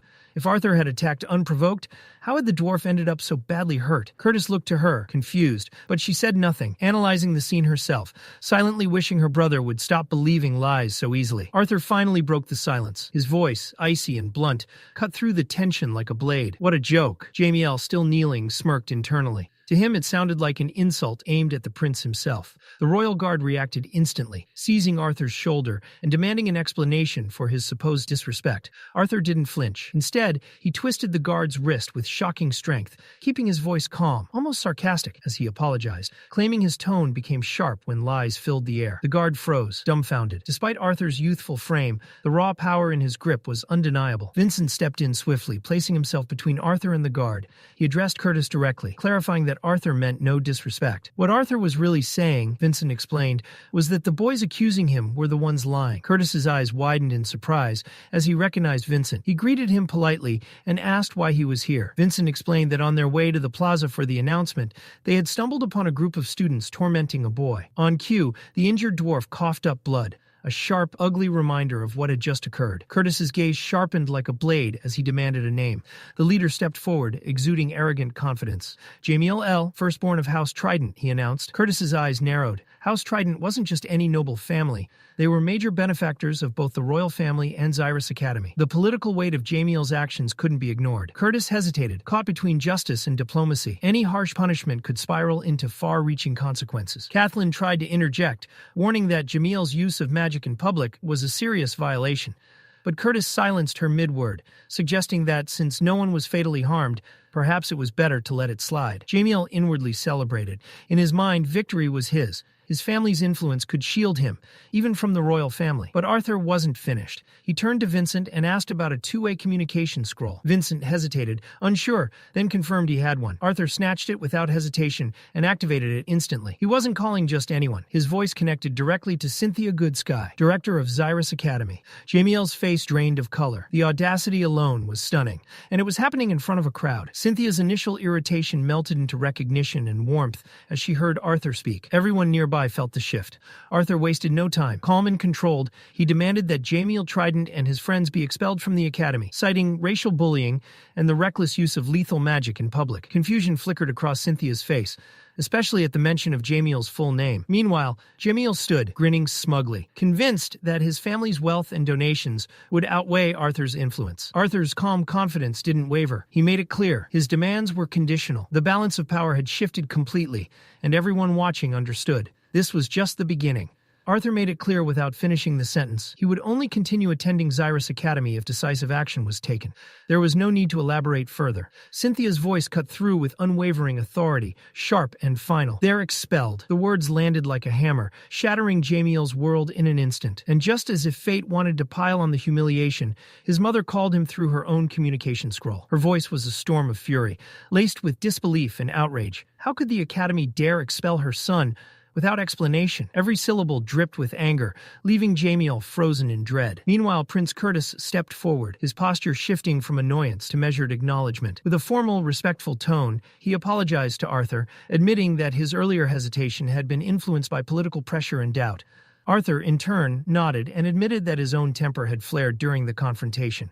A tense understanding passed between them, a mutual recognition of each other's principles. Curtis affirmed that expelling Jamiel L. and his gang was not just the right call. It was essential. No noble lineage, no lavish donation could justify allowing racism to fester within their academy. Not in Xyrus, not on their continent. Curtis stepped back toward the royal carriage, rubbing at his temples. A clear headache etched across his features. His mind kept drifting to Arthur. There was something off, something strange and quietly formidable about the boy. He had felt it before at their first encounter, and the sensation had not faded. Arthur wasn't just good, he was different, in a way Curtis could not yet define. Kathleen's gaze, however, was unwavering. She hadn't taken her eyes off Arthur since the fight began. The world around her had blurred to insignificance. Then, just as the carriage was ready to roll, she spoke. Arthur turned toward the sound, startled. She met his eyes through the window, and in a rare softness, one no one else had ever witnessed, she asked, "Would you like to have tea with me sometime?" Arthur froze for a heartbeat before answering with a quick, honest, "Yes." Kathleen's lips curved into a gentle smile. "Then we'll see each other at school." The carriage moved forward, gliding down the street, while Arthur stood smiling quietly. Vincent and Elijah beside him were frozen in disbelief, jaws slack, unable to process the scene. Inside the carriage, Curtis stared blankly, gripping his royal guard's shoulders and shaking him in disbelief. His mind could not comprehend what had just transpired. That cold, disciplined sister of his had spoken with warmth, but Kathleen's thoughts were elsewhere. Quietly, she kept her attention fixed on one thing: Arthur. In her heart, she admitted it. He truly was different. Back on the street, Arthur walked side by side with Vincent and Elijah. Elijah's frustration was still palpable. If he had been able to use magic, he said with a huff, those bullies would have been flattened in seconds. Vincent, by contrast, was utterly drained. He clutched his chest and muttered under his breath, defeated, I don't think my blood pressure can survive much more of this. Later that day, the city square outside the palace swelled with life. Citizens from across the continent, humans, elves, and dwarves alike, gathered shoulder to shoulder, anticipation radiating from every face. Everyone had come to hear the long-awaited announcement. Eli, walking beside Arthur, gestured to Elijah's bruised cheek. What happened here? He asked. Elijah grinned and recounted the story with pride, detailing how he had stood up to the bullies. But Arthur's mind wandered. His gaze swept over the crowd, thousands of faces staring expectantly, and his thoughts sank deeper. The truth he knew was monumental. Another continent existed beyond Dicathan's waters. And yet, what troubled him most wasn't just the discovery. It was the reason behind it. A land sending camouflaged monobeasts to observe Dicathan likely didn't have peaceful intentions. They were either wary of Dicathan or preparing for something far darker. Arthur's conscience wrestled with itself. Had he been right to push Dicathan's progress forward so rapidly? He had given his people a path to this unknown continent. But was it truly the best course of action? Before these thoughts could drag him further into doubt, his mother, Alice, noticed his expression. Her tone was gentle, soft enough to coax him from his spiraling thoughts. Something on your mind? She asked. Arthur waved it off with a small smile, insisting all was fine. Alice's eyes twinkled knowingly. She pretended to believe he was thinking the ordinary thoughts of a 12-year-old. Yet the undertone of her words carried reassurance. She would always worry, but never stop him from pursuing what he knew was right. Arthur returned her smile faintly, touched, but he knew he could never promise her peace of mind. His path was too dangerous, the risks too real. Still, he thanked her, and tried to appear more at ease than he felt. A hush fell over the plaza as King Blaine Glader stepped onto the stage. His voice, powerful and commanding, carried across the square. He didn't speak merely as the King of Sapan, but as a representative of the entire continent. Standing alongside the rulers of the three kingdoms, he proclaimed that today marked the dawn of a new era. He spoke of past divisions, humans and elves, dwarves, and their transactional relationship with others. But then his tone shifted. He spoke of progress. 2 years prior, all three races had been permitted to join the adventurer guilds. The previous year, Xyrus Academy opened its gates to students from Elenoir and Darv. These steps, he declared, were the foundation, the first bricks of continental unity. A new generation of mages was rising, learning, training, and forming bonds that crossed borders. King Blaine acknowledged the challenges ahead. Centuries of prejudice wouldn't vanish overnight, but urged the people to look forward, not just for themselves, but for their children and the future of Dicathan. His words ignited the crowd, met with thunderous cheers and a celebration of hope. Next, King Alduin Erleth of Elenoir stepped forward. With calm dignity, he echoed Blaine's message, pledging his full support for this vision of unity. Then his tone shifted. With measured gravity, he reminded the crowd that while Dicathan had begun uncovering its own mysteries, even greater secrets lay beyond their shores. He confirmed what many had only whispered in speculation. Another continent existed. The plaza fell silent. Whispers rippled through the crowd, disbelief spreading like wildfire. Some gasped, others murmured anxiously. The celebratory energy twisted instantly into shock and uncertainty. Arthur remained unmoved amidst the chaos. He had expected hesitation, perhaps fear, but this overwhelming reaction revealed just how unprepared the world was for the truth. Alduin raised his hands, trying to steady the murmuring crowd. He admitted that even the royal families knew very little about this distant land. The way there remained unknown, a continent shrouded in mystery, adventure, and possible danger. What was clear, however, was that attempts had already been made to reach Dicathan from the other side. Evidence suggested observation and reconnaissance, though neither civilization yet possessed the technology to traverse the waters fully. Confused murmurs and uneasy whispers grew louder as uncertainty spread. Then the Dwarf King strode onto the stage. His deep, commanding voice cut through the noise, immediately drawing attention and silencing the crowd. All eyes turned to him. Like Alduin, he admitted their knowledge was limited, but he emphasized a simple truth. In moments like these, unity was essential. The three races could no longer afford to see each other as rivals. Culture, appearance, and history might differ, but at heart, they were all children of Dicathan. He expressed his pride in that shared legacy and urged future generations to feel the same. For a long moment, silence lingered. Then tentative claps began, spreading and swelling into a roar of approval. The cheers echoed across the city square. For the first time in generations, humans, elves, and dwarves stood together as one. The Dwarf King continued. True unity, he said, would require time, effort, and patience. But to begin this new era, 6 individuals had been chosen. Selected by the royal families for courage, wisdom, strength, and responsibility, they would serve as protectors of Dicathen, standing directly alongside the kings and queens. From that day forward, they would be known as the Six Lances. These weren't just defenders. They were symbols, each representing not only their own kingdom, but the unity of the entire continent. From the back of the stage, 6 figures emerged. 2 elves, 2 humans, 2 dwarves. Each wore white armor, elegant and tailored to their race and stature. They knelt gracefully before the rulers and the crowd. The kings approached with ornate boxes, drawing 2 rings each, initiating the ceremonial appointment. Alea Triskin, Varai Orai, Ulfred Warrand, Aya Greffin, Micah Earthborn, and finally, Bacon Wykes. Elijah, standing near Arthur, froze. He caught it, the name Wykes. His eyes widened in disbelief. The plaza erupted. Cheers, whistles, and chants filled the air as the 6 lances rose and bowed. King Blaine stepped forward once more, speaking directly to them, charging them to protect Dicathen and uphold its honor. He addressed aspiring mages across the continent, encouraging them to dream boldly, that even the heavens were no longer a limit. As his words faded, the magical orbs projecting the announcement gently fell to the ground, signaling the ceremony's end. But for Arthur, the day carried a weight beyond awe and excitement. His gaze lingered on the name Wykes, Lucas Wykes, the very person responsible for betraying his old party. The one whose actions had led to the deaths of most of Arthur's comrades, had escaped justice. Lucas had used his family's influence to avoid consequences, and now the truth hit harder. Bacon Wykes, Lucas's older brother, was not only a powerful mage, but had been chosen as one of the 6 lances. Arthur's mind narrowed. The path ahead had just grown far more dangerous. Arthur stood before the mirror longer than he normally would, adjusting clothes he would never have chosen on any ordinary day. The fabric shimmered faintly under the light, tailored with a level of flair that made him uncomfortable. It was excessive, almost theatrical. But tonight wasn't about his preferences. It was Ellie's birthday. With a quiet sigh, he straightened his collar one last time and turned toward the door. Sylvie had been circling him nonstop, wings twitching, tail flicking with barely contained excitement. The moment Arthur reached for the handle, she bounced forward, clearly ready to follow. He stopped her gently with a raised hand. Tonight she would stay behind. The change was instant. Her lively energy drained away, replaced by wide, disappointed eyes. Arthur paused, guilt tugging at him. He knelt beside her and brushed his hand over her head, his touch slow and reassuring. He explained softly that Vincent had warned him. Some of the guests attending the party weren't coming just to celebrate. They would smile, laugh, and congratulate Ellie, all while quietly watching him, measuring him. Arthur wasn't willing to gamble her safety, not even for a night. Still, he sweetened the blow with a promise. He'd bring back food, a lot of it. That did the trick. Sylvie's gloom vanished in an instant, replaced with renewed enthusiasm as her tail wagged furiously. Arthur smiled despite himself and lifted his hand, giving her a small high five to seal the deal before finally heading out. Hellsday Manor had been transformed. The ballroom glowed with warm golden light, every corner dressed in elegant decorations and colorful magical ornaments that shimmered softly. Laughter and chatter filled the air. Arthur's duty for the evening, assigned by his mother without room for protest, was to greet Ellie's classmates as they arrived. It wasn't exactly thrilling, but he played his part, offering polite smiles and calm welcomes. As his gaze swept the room, he spotted Elijah nearby, deep in conversation with a girl from the academy.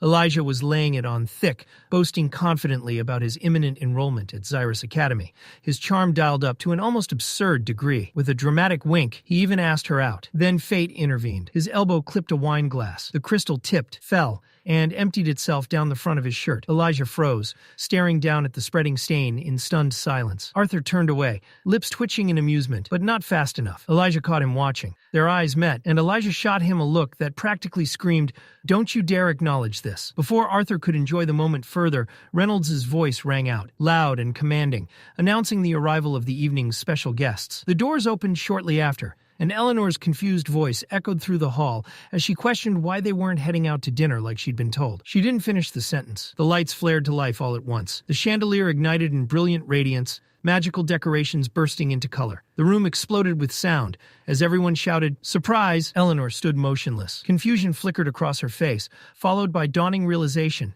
and then pure joy. Her eyes lit up as the truth sank in. Before she could even react properly, her friends swarmed her, laughter and hugs crashing over her in a storm of birthday wishes. When the excitement settled just enough, Reynolds raised his glass again, smiling proudly as he announced that it would please him greatly to see his son and daughter open the evening with the first dance. Eleanor's smile vanished. Color drained from her face as panic set in. Dancing in front of everyone had clearly not been part of her expectations. Tabitha leaned over, whispering curiously, asking if Arthur and Eleanor had practiced. Alice's expression tightened immediately, irritation written clearly as she silently blamed Reynolds for springing this on them. Eleanor turned to her mother, voice low and desperate. She admitted she didn't know how to dance and asked what they were supposed to do. That was when Arthur stepped forward. Calm and unhurried, he removed his gloves and approached his sister. He bowed slightly and extended a hand, offering reassurance without a single word. Eleanor hesitated only a moment before nodding and placing her hand in his. Trust outweighed fear. Applause followed as Arthur guided her onto the dance floor. At Reynolds' signal, musicians emerged from behind the stage, instruments already in hand. The music began. Arthur's movements were smooth and assured. One hand held Eleanor's, the other rested lightly at her waist. He led her gently, guiding her through each step with practiced ease. Her coral-colored dress flowed gracefully as they turned,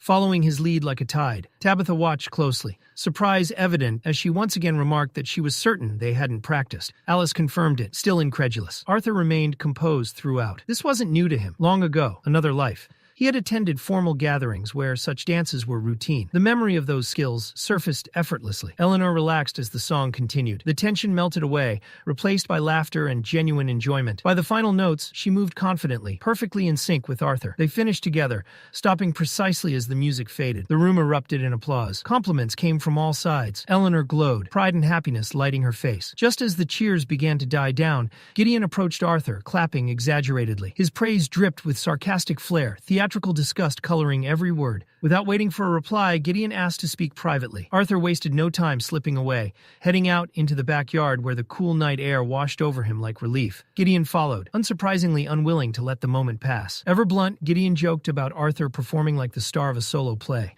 Arthur shot back that he hoped Gideon hadn't shown up to his sister's birthday just to corner him. Gideon claimed offense, insisting he'd brought a gift for Eleanor as well. Arthur remained skeptical but relented, asking what had drawn the continent's most renowned artificer to him. Gideon smirked at the title, pretending to be insulted before revealing the real reason. The council, the former monarchs of Dicathen now ruling together, had officially approved the refined designs based on Arthur's original blueprint. Construction had already begun. Arthur offered a brief congratulation, well aware that Gideon had likely earned a fortune from the council's decision. Gideon waved away the idea of chasing wealth, fame, or authority as if they were trivial distractions. To him, those things were never the destination, only instruments to reach something greater. Whatever his true ambition was, it stretched far beyond what even the ruling council could grant him. Before he could expand on that thought, his presence drew attention. A group of excited children rushed over, eyes wide with awe, bombarding him with praise. They spoke animatedly about his creations, especially the massive ship he had designed, clearly the stuff of legends to them. Gideon tried to dismiss them politely, insisting he was occupied. But admiration has a way of ignoring schedules. As he was pulled away, he turned back just long enough to warn Arthur not to disappear again. Arthur did exactly that. Slipping away once more, he wandered through the yard, his thoughts drifting as easily as his steps. Fame, he reminded himself, wasn't merely a stepping stone. It carried weight, expectations, consequences that couldn't be shrugged off. Eventually, he settled into a quiet corner of the backyard, a glass of apple cider in hand. The sounds of the party dulled into a distant hum. From across the lawn, he noticed Lelia approaching, having just arrived alongside David. She waved in his direction before turning toward Tim, then paused to greet Arthur properly. She apologized for arriving late, explaining that she'd wanted to congratulate Eleanor first. Arthur returned her smile, remarking that her parents had already mentioned how busy she'd been lately, especially with her responsibilities as the student council's secretary. He added casually that it had been quite some time since they'd last spoken. Lilia hesitated, nodding in agreement. Up close, she couldn't help but notice how much Arthur had changed. He seemed taller somehow, more composed. It caught her off guard, like seeing someone familiar through a different lens. Their conversation warmed naturally. They traded stories, shared old memories, and laughed quietly together. Arthur teased her gently, recalling how the timid girl who once sneaked away from her parents just to eat with the manor staff had grown into a confident young woman. Lilia flushed at the memory, protesting that she had once trusted him enough to show him her most secret hiding place, and now he still teased her for it. Arthur smiled. He genuinely admired how far she'd come. All those years of uncertainty and worry had led her to success at one of the most prestigious mage academies in all of Dicathen. As they spoke, Arthur noticed several boys passing by, each casting subtle, lingering glances in Lilia's direction. It was obvious she'd become quite popular. Lilia blinked in surprise, immediately denying it. She insisted she didn't even have a boyfriend, and claimed that everything she'd achieved was thanks to Arthur. He responded lightly, saying that if she truly believed that, then he supposed he'd have to approve any future suitor himself. After all, he wouldn't be any less strict than her father, Vincent. The comment landed heavier than intended. For just a heartbeat, something flickered in Lilia's expression. Disappointment, perhaps, or something unspoken. But she quickly masked it with a laugh, brushing it aside as if it meant nothing. Before the moment could linger, Gideon returned. His approach was unusually polite, a half-smile fixed on his face as he interrupted and asked Arthur for a word. Though surprised, Lilia handled it gracefully. She smiled, waved goodbye to Arthur, bowed politely to Gideon, and disappeared back into the crowd. Watching her go, Gideon couldn't resist boasting about the attention he'd been drawing. Arthur offered only a brief, indifferent response. Unbothered, Gideon shifted the focus, remarking on Lilia's behavior and suggesting she seemed to harbor feelings for Arthur. Arthur didn't deny it. He took a calm sip of his drink. When Gideon asked whether Arthur intended to act on it, Arthur answered evenly. What Lilia felt wasn't love. It stemmed from change. Dramatic change that Arthur himself had caused. Gratitude, admiration, perhaps even an illusion born from having her fate altered. In time, she would understand the difference. What she felt now was the kind of infatuation a young girl might have toward a hero, not affection forged through true understanding. Gideon scoffed, mocking Arthur's mature handling of the situation, admitting it almost made him ill. Arthur ignored the sarcasm. He knew Gideon hadn't chased him down just to discuss emotions. And finally, Gideon revealed the truth. He intended to use the wealth, influence, and authority the council had granted him to obtain something far more valuable. Arthur's knowledge. Not prestige, not power, understanding, the kind that could reshape civilizations. Arthur didn't react with enthusiasm. He reminded Gideon that even sharing the steam engine's design had left him conflicted. Dicathen had its own rhythm, its own course. It wasn't his place to forcibly redirect it. But Gideon heard what Arthur didn't say. There were more ideas, more knowledge, locked away. The realization lit a dangerous spark in Gideon's eyes. Arthur noticed immediately. Gideon was hearing only what he wanted. Tired of the pressure, Arthur infused mana into his voice and issued a quiet warning, low, controlled, meant for Gideon alone. The effect was instant. Gideon flinched. Recovering quickly, he retreated from his demands and offered a compromise instead. He proposed a partnership. Gideon would become Arthur's personal supplier, providing any artifacts or resources he needed in exchange for occasional guidance and insight. Arthur considered it briefly. Then he extended his hand, a calm, sharp smile on his face. They shook. The deal was sealed. The night carried on in a haze of laughter, music, dancing, and clinking glasses until the celebration finally began to wind down. Arthur stood quietly to the side, watching as his family gathered around Eleanor one last time. Reynolds and Alice stepped forward together, presenting their daughter with a carefully prepared gift, elegant hair ties adorned with tiny ornamental bells that chimed softly when moved. It was a simple, yet heartfelt present, one filled with warmth and affection. But Arthur's attention drifted elsewhere. Another gift sat nearby, subtly distinct from the others. Its wrapping was refined, deliberate, almost restrained. Eleanor noticed it too. Her curiosity ignited, she hurried over and eagerly began unwrapping it. Alice asked who the gift was from, but Arthur could only shake his head. He didn't know. Inside the box lay a letter addressed directly to Eleanor. Arthur picked it up and read it aloud. The words weren't from family or friends. The writer spoke with quiet understanding, acknowledging Eleanor's admiration for her brother, but urging her not to remain in his shadow. The message encouraged her to grow stronger, to walk beside Arthur as an equal rather than watching him from behind. Eleanor's breath caught. She reached into the box and slowly lifted out the gift. A bow. Not an ordinary one,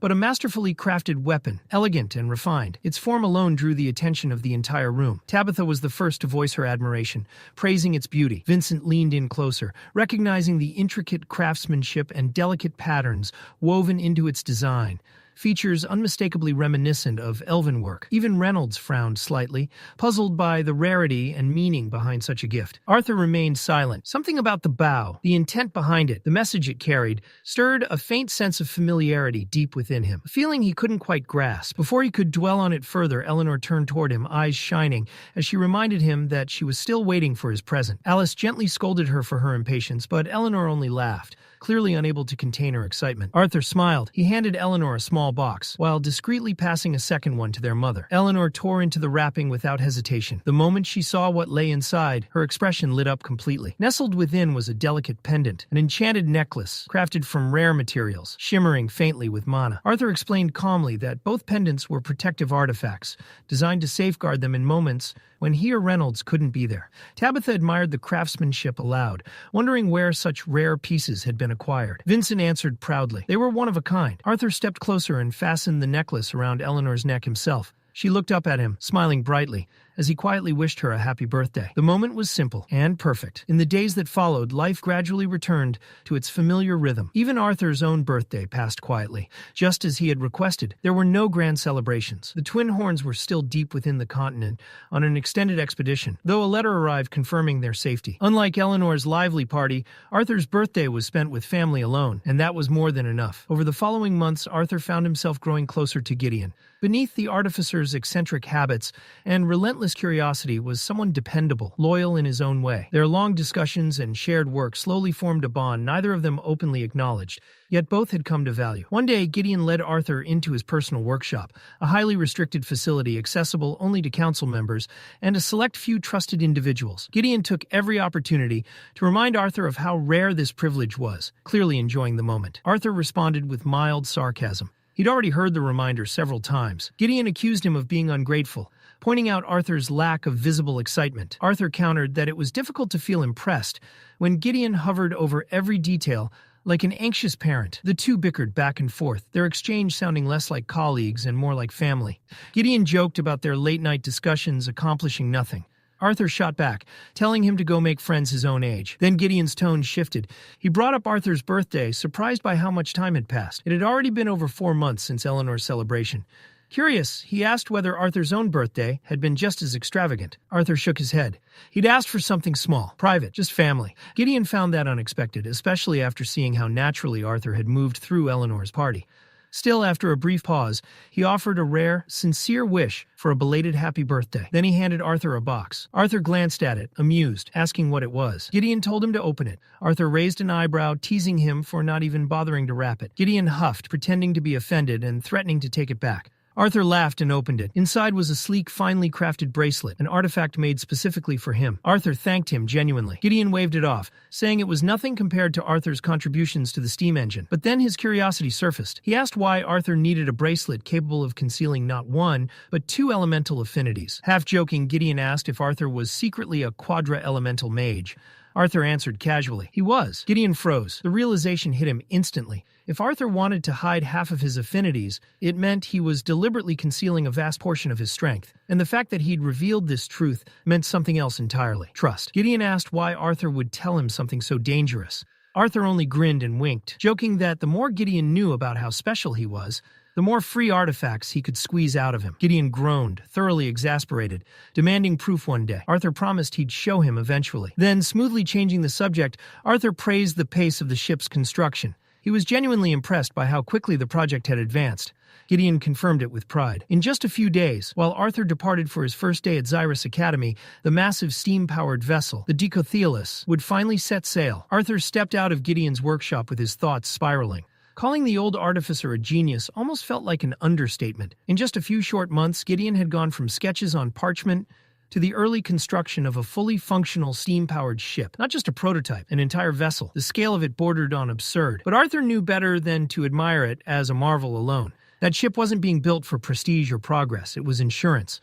If the continent they were preparing to explore turned hostile, and Arthur suspected it would, then strength alone wouldn't be enough. Technology, preparation, and hidden advantages would decide survival. Complacency wasn't an option. His fingers brushed the bracelet hidden beneath his sleeve. With his fire and water attributes now concealed, he could finally push his earth and wind magic without drawing attention. Sharpen them, deepen them, close the gap. Every edge mattered. Lost in thought, Arthur drifted through the city streets, barely registering the people around him, until he slammed into someone. "Ah, sorry," Arthur said automatically, snapping back to the present. "I wasn't paying attention." The man he'd collided with didn't accept the apology. He was tall, broad-shouldered, and reeked of arrogance, flanked by 2 women clinging to his arms. His lips curled into a sneer as if Arthur's existence offended him. Arthur sighed internally. Of course.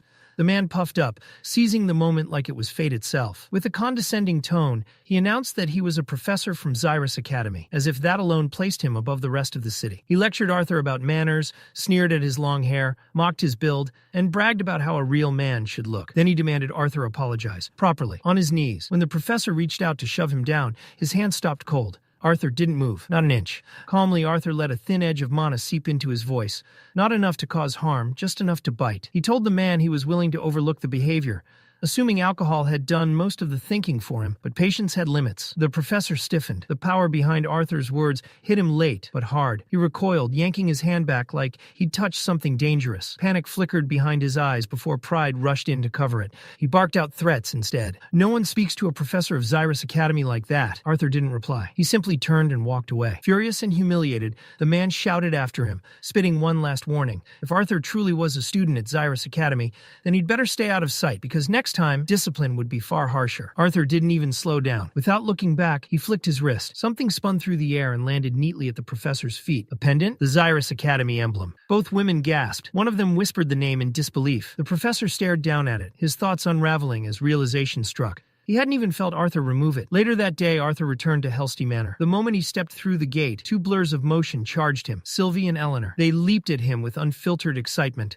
arms outstretched. Arthur sidestepped smoothly. Both missed. He walked inside like nothing had happened, calmly announcing his return and asking where his parents were. Eleanor groaned dramatically, telling him Reynolds and Alice were in the living room with Elijah, and that a package from Xyrus Academy had arrived. Arthur followed the sound of voices. Reynolds greeted him with a broad grin, holding up a box like a prize. Elijah stood beside him, barely containing his excitement. Inside were their academy uniforms. Alice handed Arthur his set personally, her smile warm and proud. As Arthur held the fabric, a quiet thought settled in. His life had worn many faces: an orphan, a king, an infant reborn, an adventurer. Each role had shaped him, hardened him, taught him something new. Now, he was about to become a student. He wondered what this next chapter would demand of him. Whatever it was, he knew the world wasn't done testing him yet. Arthur's sleep ended violently. A shout tore through the morning silence. Before he could even sit up, Elijah grabbed his foot and yanked him upward. Groaning, Arthur reacted on instinct, snatching the still sleeping Sylvie and tossing her directly at his overly energetic roommate. It worked. Sylvie woke midair and chose violence. Claws met face. Elijah screamed, flailing as he tried to peel her off, while Arthur muttered sleepily that he was awake and would be ready in 5 minutes. Later, as Arthur got dressed, Elijah sat nearby nursing fresh scratches and glaring holes into the wall.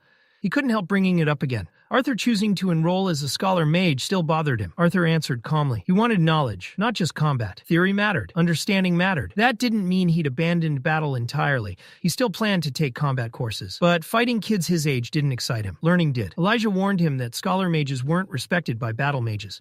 Arthur laughed, asking if Elijah was worried. Elijah scoffed, saying he wasn't worried about Arthur. He was worried about the poor fools who underestimated him. Arthur promised to behave. His smirk said otherwise. They headed downstairs where the family was waiting.